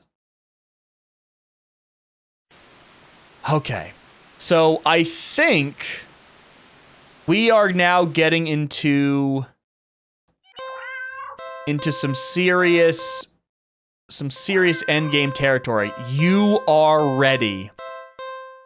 Only one thing left. So what should you do with a cat that has been very, very, very naughty? Hint. What should you do with the cat that's been very, very, very naughty? I need another hint. It's something it deserves. Something final. Give me another hint. Something it has been doing to you this entire time. Over and over and over again. Still not following. I know what it is at this point. The act of taking a life? Okay, one more hint. Kill it. Okay. Okay, I got it. Oh, I gotta do this thing. I, L, L, I. And again, it's like we're hacking into the game and doing something we shouldn't be able to do. Okay. Time to get my revenge for dying 36 times? Really? Are you sure? Yes. Once you do this, you won't be able to turn back. Do it. Last chance. Are you really, really sure about this?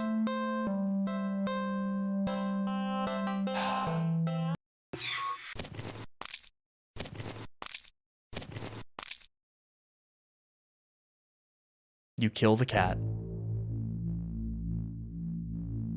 This is... Oh, its corpse lays limp and lifeless in its now blood-stained cardboard box. How did we kill the cat? This thing is like an eldritch abomination that has ridiculous supernatural powers. How did we kill it with a piece of glass? What would you like to do? Check my pockets, there's no point. String, useless. Right pocket, chocolate. You eat the chocolate. Have your phone, take a picture. No point. Cat's dead. What would you like to do? Well, we can look around. The cat's dead. You look anyway. Sun never reached in here well enough. You can tell it's a beautiful day today. You look behind you. Nobody saw. You look down in front of you. Oh yeah, the cat's dead. What would you like to do? I guess we can leave. You're done here. You turn around and leave the alley. At least, you try to. As you stand at the edge of the alley's entrance, you see that nothing exists beyond it. Just an empty black void. You turn back.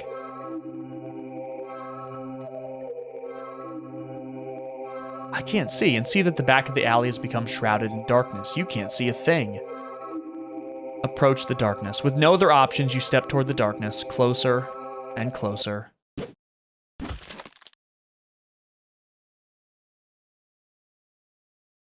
Is it not dead? Your Is it not dead?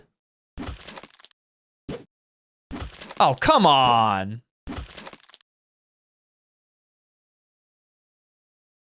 There's no way I'm surviving that. He slashed me like 5 times.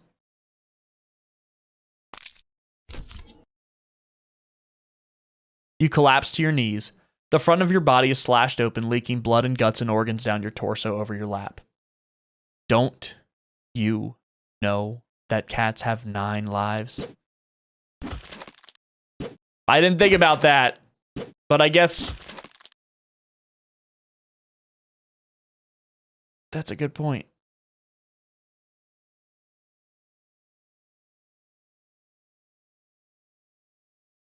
Eight more left? What? Where am I? And so you find yourself here yet again. What? Who said that? And where is here? I can't see anything. Why? Here is here, silly. Well, do you remember me this time? I never would have thought of myself as being forgettable, but I suppose there's a first time for everything. Your memory slowly pieces together fragments of a moment. An encounter. A cat in an alley. I took you home with me, didn't I? Correct! You were daydreaming so long you even had me worried. Can you imagine that? Here I am indulging a little and playing with my prey, only for you to completely zone out on me. The game's no fun if you're not present, you know. No, I don't know. I don't understand what's going on at all. Curious as you are, I should have expected that you'd have questions. Well, I suppose you've put me in a good enough mood to be generous and hear you out. Very well. What would you like to know? Wow. What do you mean I was daydreaming? It's the first thing that came to mind, really. You were on the brink of death, but instead of watching your life flash before your eyes, you got stuck in reliving the moment we met, subconsciously coming up with scenarios in which you managed to survive. Well, maybe you would have, but I couldn't resist messing with your imagination a little bit. You did just start ignoring me out of nowhere, after all. You know by now how much I love attention. Your little thought experiments were rather amusing. I guess all those different paths of me dying were the different scenarios that I was coming up with in my final moments. But if I must say, you must have had a pretty dull life to forgo indulging in precious memories of bygone days, in favor of daydreaming about a single encounter, over and over and over again. I've heard of having regrets on one's deathbed, but this has been ridiculous. Ridiculously intriguing, that is, or perhaps rather than regrets, I was what you found intriguing? Am I still dreaming? You're lucid, I'd say, since you finally remembered me and all. Seems like you're finally ready to end this farce, amusing as it has been. What would you like to know? Where are we right now? Inside your head, silly. The real versions of ourselves are halted in time back in your reality, though I doubt much time has actually passed. These things tend to happen in the blink of an eye, after all. Well, usually anyway. What would you like to know? Why do you keep killing me? Oh, don't be so dramatic. I don't keep killing you. I haven't even killed you once yet. Those were just thoughts and ideas floating around in your head that I admittedly had a little fun with. Can you blame me? I would have gotten bored just waiting for you to wake up. You even made me kill you in the end. Yes, I suppose I was curious to see if you actually would. You certainly didn't hold back. You must have been quite angry with me. It's fine, though. You know what they say about curiosity, yes? It was my own choice, and besides, I got you back, didn't I? What would you like to know? You're a cat. How are you talking? What do you mean? I've been talking to you all along. Intriguing as your imagination is, I would have ran wild without my help. I was guiding you the whole time. Didn't you hear me in your thoughts, like this? But you're a cat. How are you doing this? I'm quite powerful, yes, but also not so much. What does that mean? Besides, what makes you so sure I'm a cat? My appearance? I doubt I resemble any cat you've ever seen before, right? Then what the hell are you if you're not a cat? I didn't say I wasn't a cat, did I?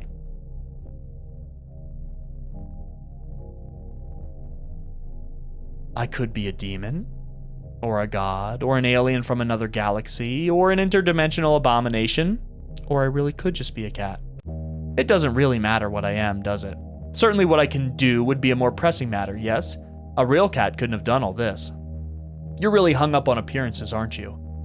Do you have some kind of proof that cats don't possess powers like mine? I doubt it. And you know, it's pretty rude of you to keep going on and on about what I am, before you've even asked who I am or what my name is. Okay, then what's your name? Well, I'm not going to tell you now. Learn some manners first, and then we'll see. Well, maybe in your next life anyway. What would you like to know? What do you want? If we're talking about my original goals, those are a bit personal, I'd say. And anyway, things have changed. Right now, well, presently I'd like to have some more fun with you. Your company has been very entertaining thus far. Given more time and under different circumstances, perhaps we could have even been... Well, all good things must come to an end. You can't truly want to spend what little time you have left in regret and delusion, right? Alternatively, I'm also quite hungry after waiting so long for you to wake up. At this point, I could go either way. Have I satisfied your curiosity now? I just have one more question. Why me? Why call out to me of all people? All I did was call out for someone to hear me. I called out and you were the first person who came to me. Simple as that. Were you hoping for some special reason? I'm afraid I don't have one. Everything I've come to like about you were things discovered after our initial encounter. So there's no big reason for any of this?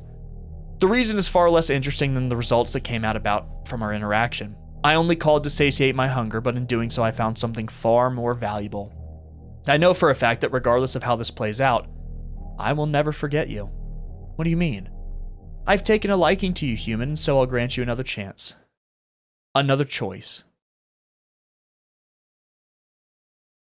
For what? This place is... You remember this place. Being chased. Being hunted. Being afraid. So afraid. That fear that so attracted me to you. That instinctive desperation to survive. I craved it all. This was from the beginning of the game when we were originally being chased. And then we looked back. We just said, so intriguing, and then the game like reset on the path we're at now. As I am the origin of those delectable emotions, you are already mine. But I will still permit you the chance to accept the reality of your fate. Human, join me or perish. Oh my gosh. I'm gonna quick save here. I'll say I'll join you. Splendid. Come forward, my human. You step forward and pick up the cat. You cradle it in your arms, reaching up to scratch its head.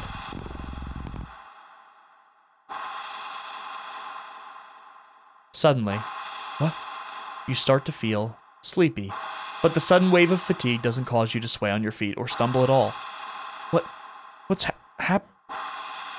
Shh, don't worry, you no longer need to worry about anything anymore. Just sleep and dream those sweet, sweet dreams for me.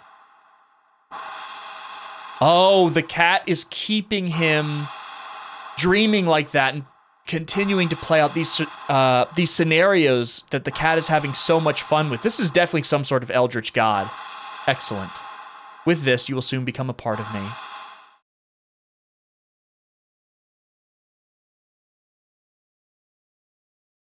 Forever. Where does it, if I hit continue, what does it do? Another. I never believed in unconditional love. Not even as young as I was on the day that changed my life forever. Still, I always assumed that they would come the closest to granting it to me. It's what they always say, right? That a parent's love is unconditional. The wounds they'd inflicted on my skin and in my heart had long since scarred over the day they dealt the final blow. And all it took were 2 little words. Get out.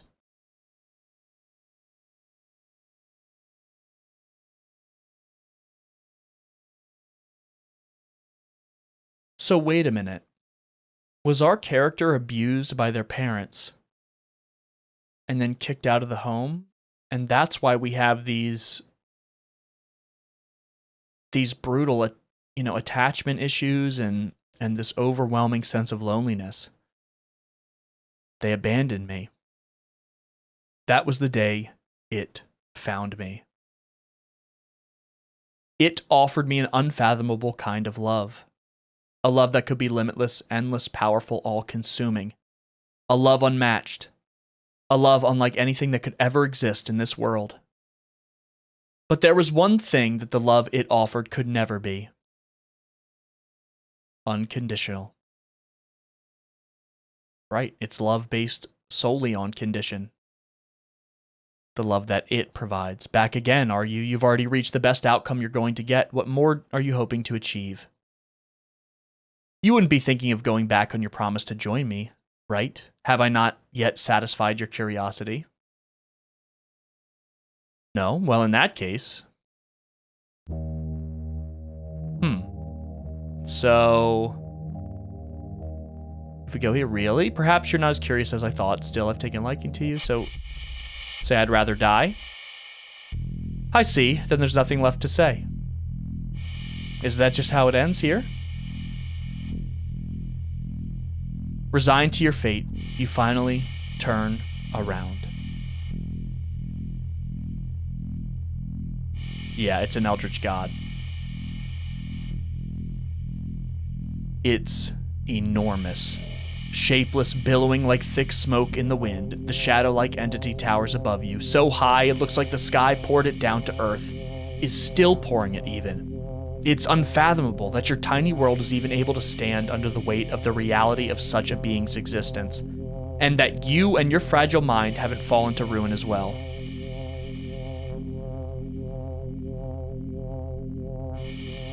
You step forward into the monstrous miasma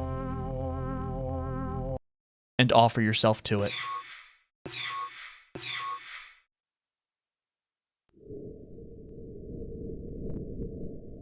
Darkness. Surrounded by pure and absolute darkness, you are very suddenly hit with the feeling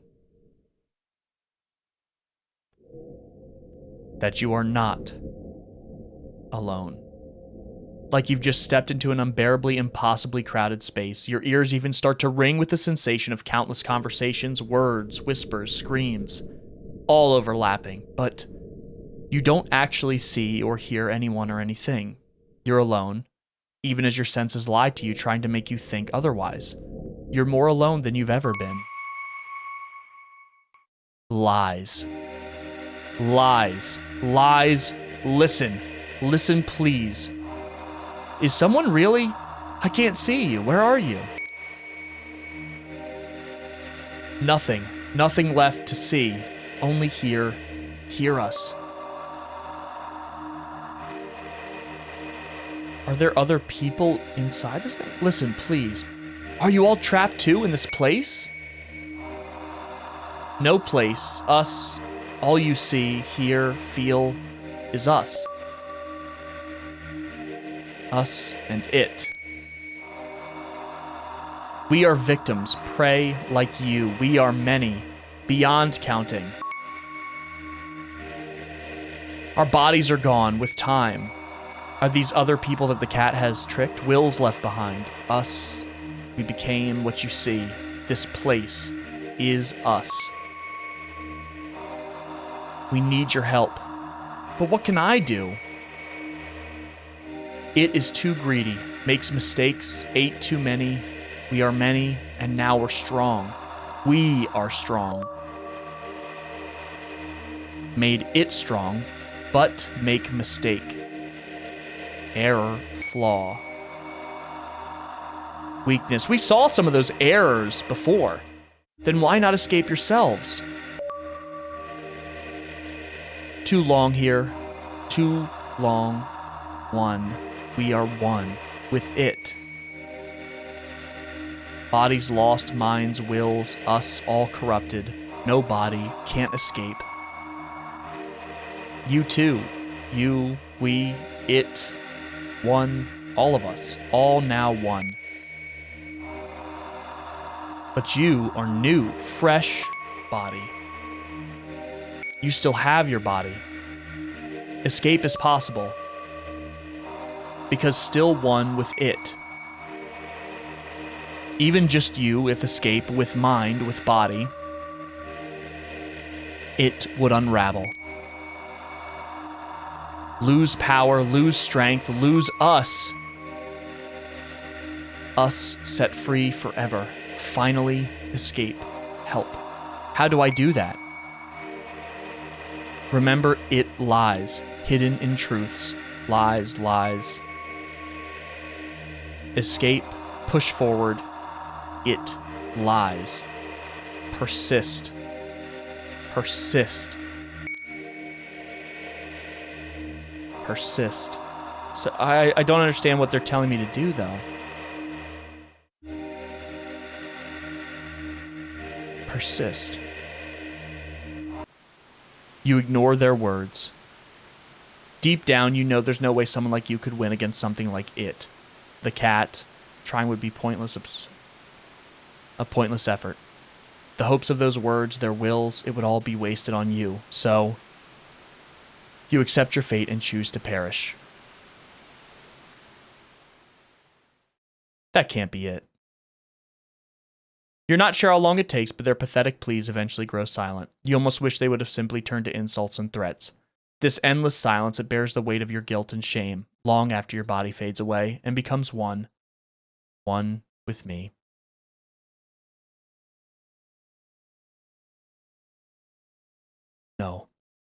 No, this is another daydream, isn't it? You're lucid again? In here? But how did you... Well, when you've been dreaming about the same day over and over, you kind of start to notice the patterns. Listen, I'm nothing special. I don't really have any friends. I don't like crowds or going out most of the time, and more often than not, I'm alone. Even in my home, one bedroom, one bathroom, and one me living alone in it. It'd be easy to say that I don't have much to lose. My life is admittedly pretty boring. But it is my life. And if this is my dream, then you're not calling the shots anymore.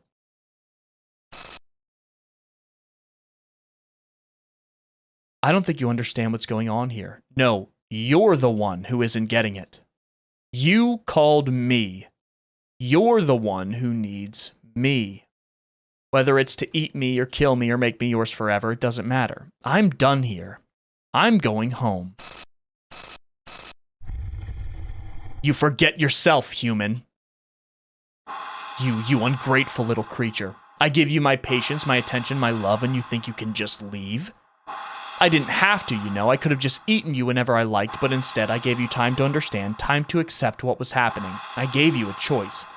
You, an unremarkable little nothing of an existence whom no one would even notice, was missing if I'd just taken you as I pleased, dreaming away about endless possibilities, never having to worry about permanent consequences ever again, about choosing wrong, a little world all your own inside your head. I offered it all to you. I gave you the choice to join me and have it all. And you refused. You said you'd rather die, didn't you? And yet here you are, trying to turn back on your choices, only to continue to reject me, to reject my love. So foolish, so ungrateful. Just like the others, you don't even know what you want. Another bundle of contradictions. You wish for solitude, yet you fear being left alone. You fear being forgotten, undesired, unloved. Yet even I thought I loved you and desired you. Even though I promised to never forget you, even though I am the only one willing to never leave you, you still reject me. Stupid little child. I'm done waiting. You do not get a second chance. You made your choice, and you will accept the consequences of that choice. You are going to stay here with the rest of these ingrates forever.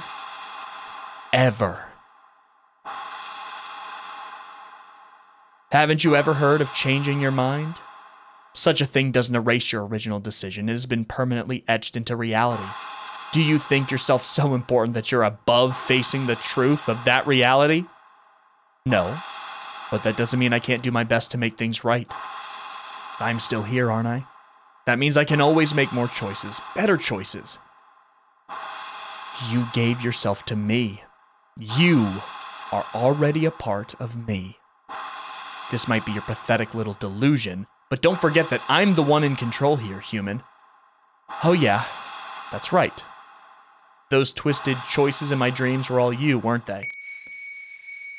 And there's the other people trapped with me. We helped. Running. Enddream.exe. What's persist? What are you doing, you useless traitors? Stop! You think it's about time I started making my own choices. Or I think it's about time I started making my own choices.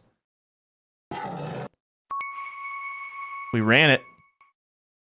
So those errors were them the whole time trying to help? Like the weird glitches we had before? I'm back in the alley. It's not here. Good. I think I need to get home. I step forward out of the alley? This is going to take some getting used to. Yeah, he's not in the daydream anymore. I step forward toward the entrance of the thankfully empty alley. I'm almost out of this place, almost home, when suddenly... What's happening? You!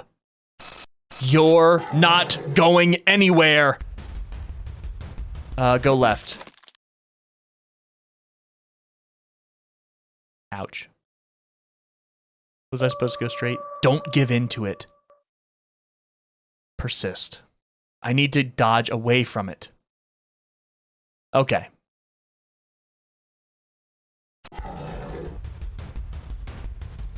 Is it like... Okay. I don't know what to do here. Persist. Gonna go back. Go right. Go home. It overrode my choice? Whoa! This is crazy. This is like some crazy reality writing and overwriting. This is getting like super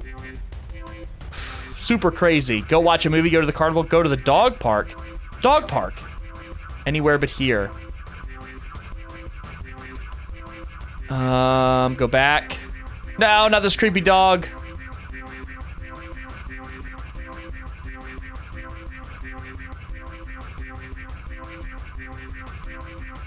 Gotta escape. Got you now. Go right. Go left.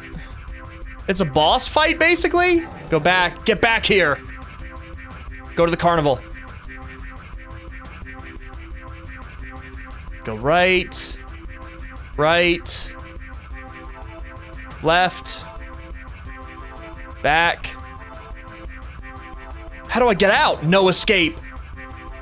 Go right. Back. Left. Get back here. Go watch a movie. Go to the old theater. Go left.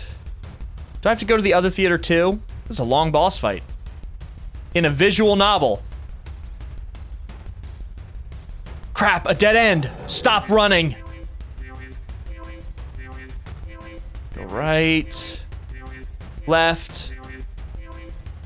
So the man wasn't anything more than an extension of the cat's meddling, basically. Okay, go to the new cinema. Go right. Back. Left. Right. Dead end. Where do I... Found you! Go back. I think we almost got him here. Left. Right. Did I do it? Thread unraveling. Many of us escape. Many are free now. It is losing us. Losing strength. Your escape possible now. No! You are mine! We go ahead. We go free. Thank you.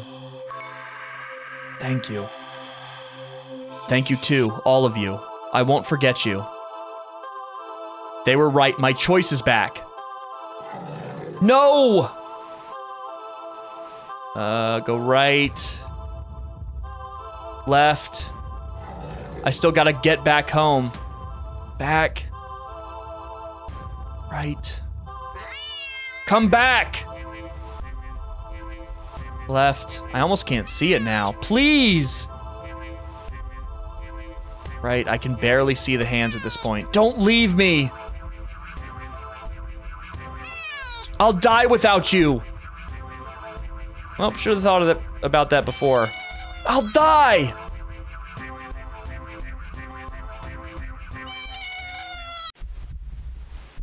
push forward. Wait! I'm not listening. I'm done listening. Wait.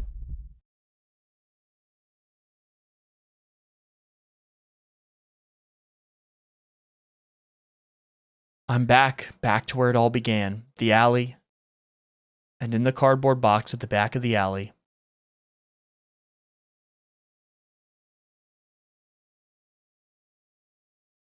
There you are. You look nothing like the impossibly cute cat I met. Well, what feels like a lifetime ago. After escaping and releasing the wills of all your victims, all that's left of you now is an inky black blob seething up at me. The endless hatred pouring out of your singular eye doesn't scare me at all. Do not take this cat home. Don't leave. You're mine. No, I'm not.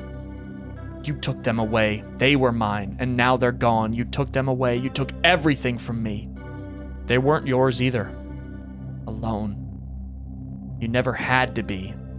If you were lonely, you could have just been their friend. But you didn't want friendship. You left, or they left because you tricked them, kidnapped them, hurt them. You stole their lives, their time, never to get any of it back. You brought this on yourself. You are perfect. I'm not. You are. Don't need the others. Just need you. Stay with me. I won't. Can give you anything. Can be everything for you. No, you can't. You couldn't even before. You definitely can now.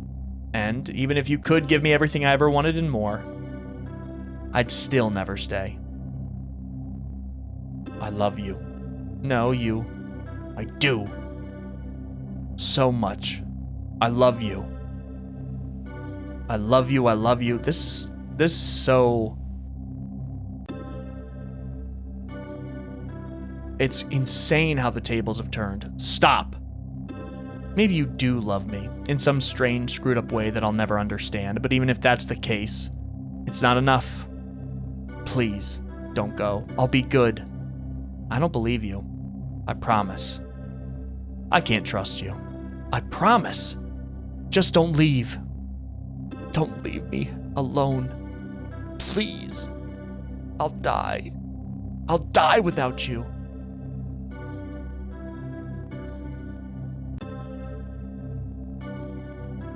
Not gonna work. Goodbye. I hate you. Now that I can believe. There's nothing left to say.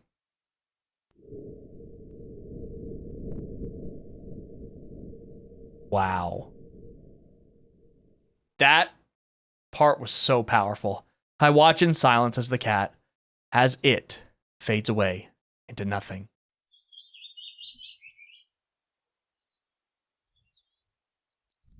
Goodbye. With one last glance around the alley, I turn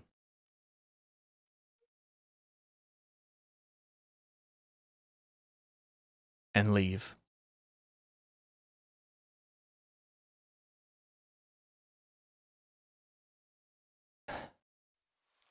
Wow. Today's been surprising? Yeah, pleasantly so. A day off that started with admittedly crummy weather led me to the old theater, where I enjoyed a movie by myself. My laughter filled up the empty theater. The rain had stopped by the time the movie was over, and I was in such a good mood I hopped over to the not-so-new cinema. Not to watch another movie, but to play around in the arcade earning a few high scores. With the gamer in me awakened, I went to the carnival to play some more, and was humbled fairly quickly. But I did manage to win a small stuffed animal at the ring toss booth. The design is questionable,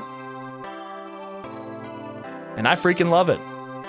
The rides weren't so bad either. I got inducted into a group for a bit while waiting in line at the Ferris wheel, bonding over our shared mistrust of the carnival's game vendors.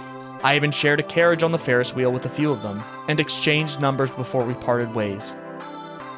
I don't know if I'll ever see them again, or if any of them will ever call me, or if I even have it in me to call any of them. But having the option to do so is nice. It feels nice. Baby steps. After all, even that tiny bit of interaction, though fun, exhausted me. So I went to recharge at the dog park, feeling rejuvenated at the sight of dogs. Old, young, big, and small, all running around. Happy and carefree. A few of the owners even let me take pictures. Yeah, today was a good day. I don't think about the cat, or it, I guess, all that much these days. It was hard at first. In the immediate days and weeks that followed, what happens to me was all I could think about. Or what happened to me was all I could think about. There were days I blamed myself. Days I questioned my choices. I went back to the alley more times than I want to admit. The feeling that always went through me at the sight of that empty cardboard box was so indescribable, so overwhelming. I'd sometimes break down and cry right where I stood. It took a while, but eventually that strange emotion became clearer and clearer, until I had the courage to recognize it for what it was. Relief. I'd been afraid to feel it for so long, terrified to let my guard down. But that sense of relief finally returned. Relief that it was gone. Relief that I was free to live my life, however simply or extraordinarily I wished. The ones it had imprisoned, I never heard their voices again either. But that's for the best, living here and now, never forgetting what they did for me, and what I did for them too. For now, I think that's enough. At least I hope so. And that wherever they are, they're finally at peace. I'm fighting for my own peace too, one day at a time, one tomorrow after another.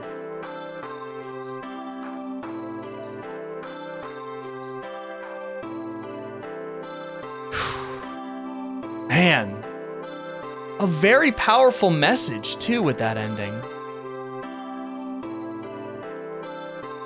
Very powerful message. Finally, I head home to my little apartment. One bedroom, one bathroom, and one me living alone in it. Well, almost anyway. I'm home, baby. A little kitten flails as it awkwardly runs over and meows up at me. I kneel down, looking fondly at its hazel green eyes. The poor thing had been hurt and starving when I found it a few weeks ago. But it certainly got its energy back after a little food and care. Did you miss me? Hungry, huh? Me too, it's been a long day. I smile helplessly at its cute little face. Let's find something to eat, okay? Wow, that little part... Well, I guess there is one more thing living in my home, and at least for now, I wouldn't have it any other way.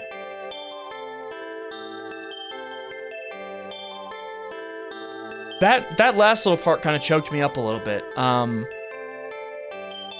Even after an experience so unbelievably traumatic that we could not even I mean, the guy died in over 30 different horribly gruesome ways due to this cat.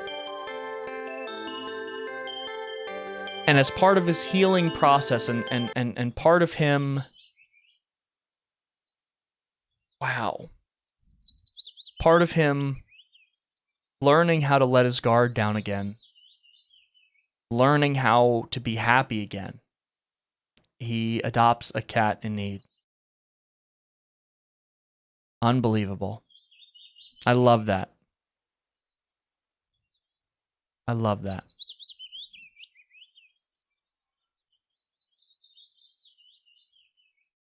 And at any time we can go back to the box. No, never again, or yes. Then get lost. Okay. So what, do we have all the endings now?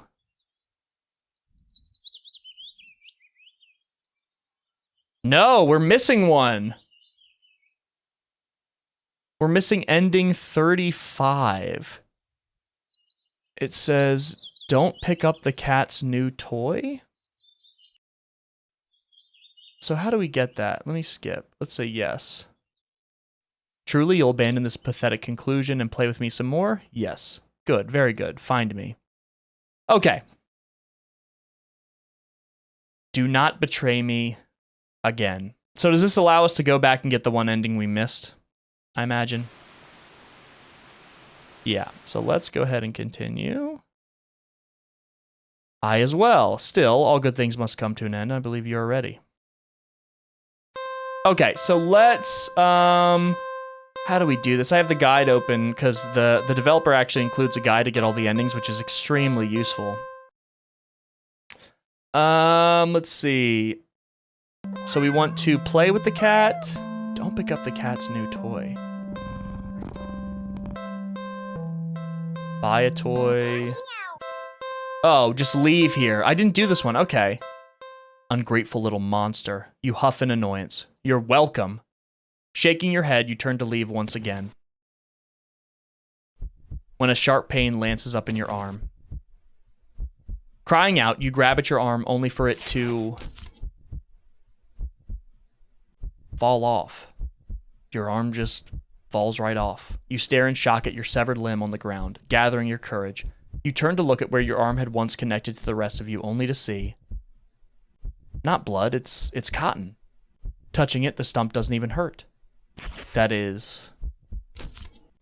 until the same thing happens to your other arm. So we turn into the little plush that we decided not to pick up. You fall when both your legs succumb to the same nonsensical fate, crying out at the agony that comes and goes like it never happened. As if you're not currently laying on the dirty ground of an alley, limbless. What in the world is going on? You can't make sense of it, you can't think straight. The pain has receded, leaving you with a strangely empty pit in your stomach, considering you still have a stomach and it wasn't replaced with... As you lay back, helpless and still in shock, staring at the sky, the cat's face appears in your line of vision. Saw that coming. It lunges at your torso and starts biting and clawing into your chest like you're a chew toy. It doesn't hurt anymore. You feel like it should. You're not sure if you're glad that it doesn't. Oh, I skipped that one on accident. A small doll that looks very familiar. It's hard to tell, but that doll is...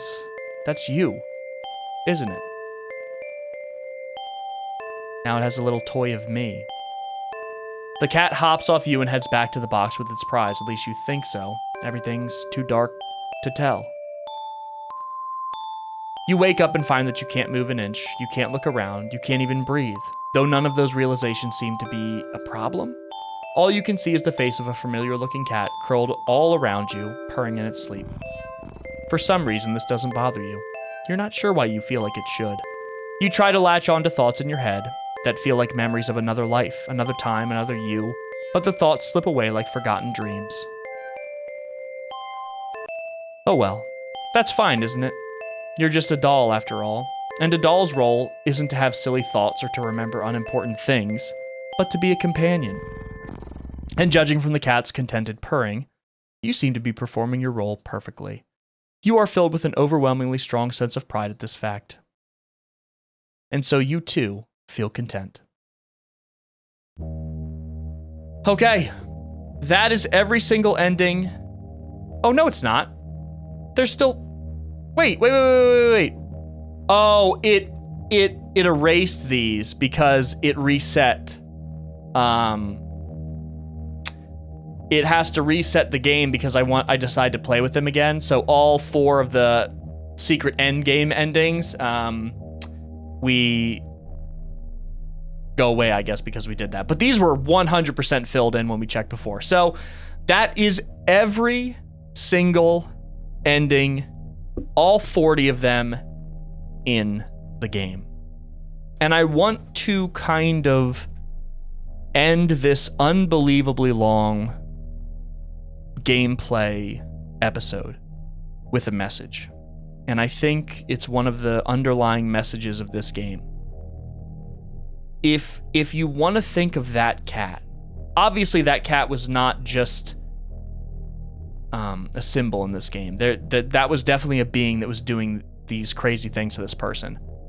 But in your own life, if you feel very stuck, and this cat you can almost think of as your sadness that you deal with every day, that lack of joy and passion that you may have in your day-to-day, and you feel like you're just going through the motions. You feel more alone now, possibly, than you've ever felt in your entire life. I think this game is a beautiful reason. That ending there especially is why getting out of your comfort zone, doing small baby steps differently every single day, trying, is paramount into feeling like you can get your life back. Small changes, small manageable changes that don't feel overwhelming. Those are so important when you're in a depressive or an anxious feedback loop. Especially I've dealt with anxiety for over a decade now, and it very much is cyclical. And when I get in a dark space, I'm dealing with very bad anxiety. Time and time again, it's a loop. And I have to find ways to get out of my comfort zone little by little and break different parts of that loop. And eventually, I can get out. And I think that this game did a beautiful way of kind of bringing that message home. So I wanted to hone in on that before we ended. If you made it through this whole video, this was one of my favorite videos we've ever done. This is one of the coolest games I've ever played on the channel. This was an experience I will not forget, and I hope you guys won't forget it too. Thank you so much for being here. Thank you for joining me. I love you very much. Please be safe, and I will see you in the next adventure.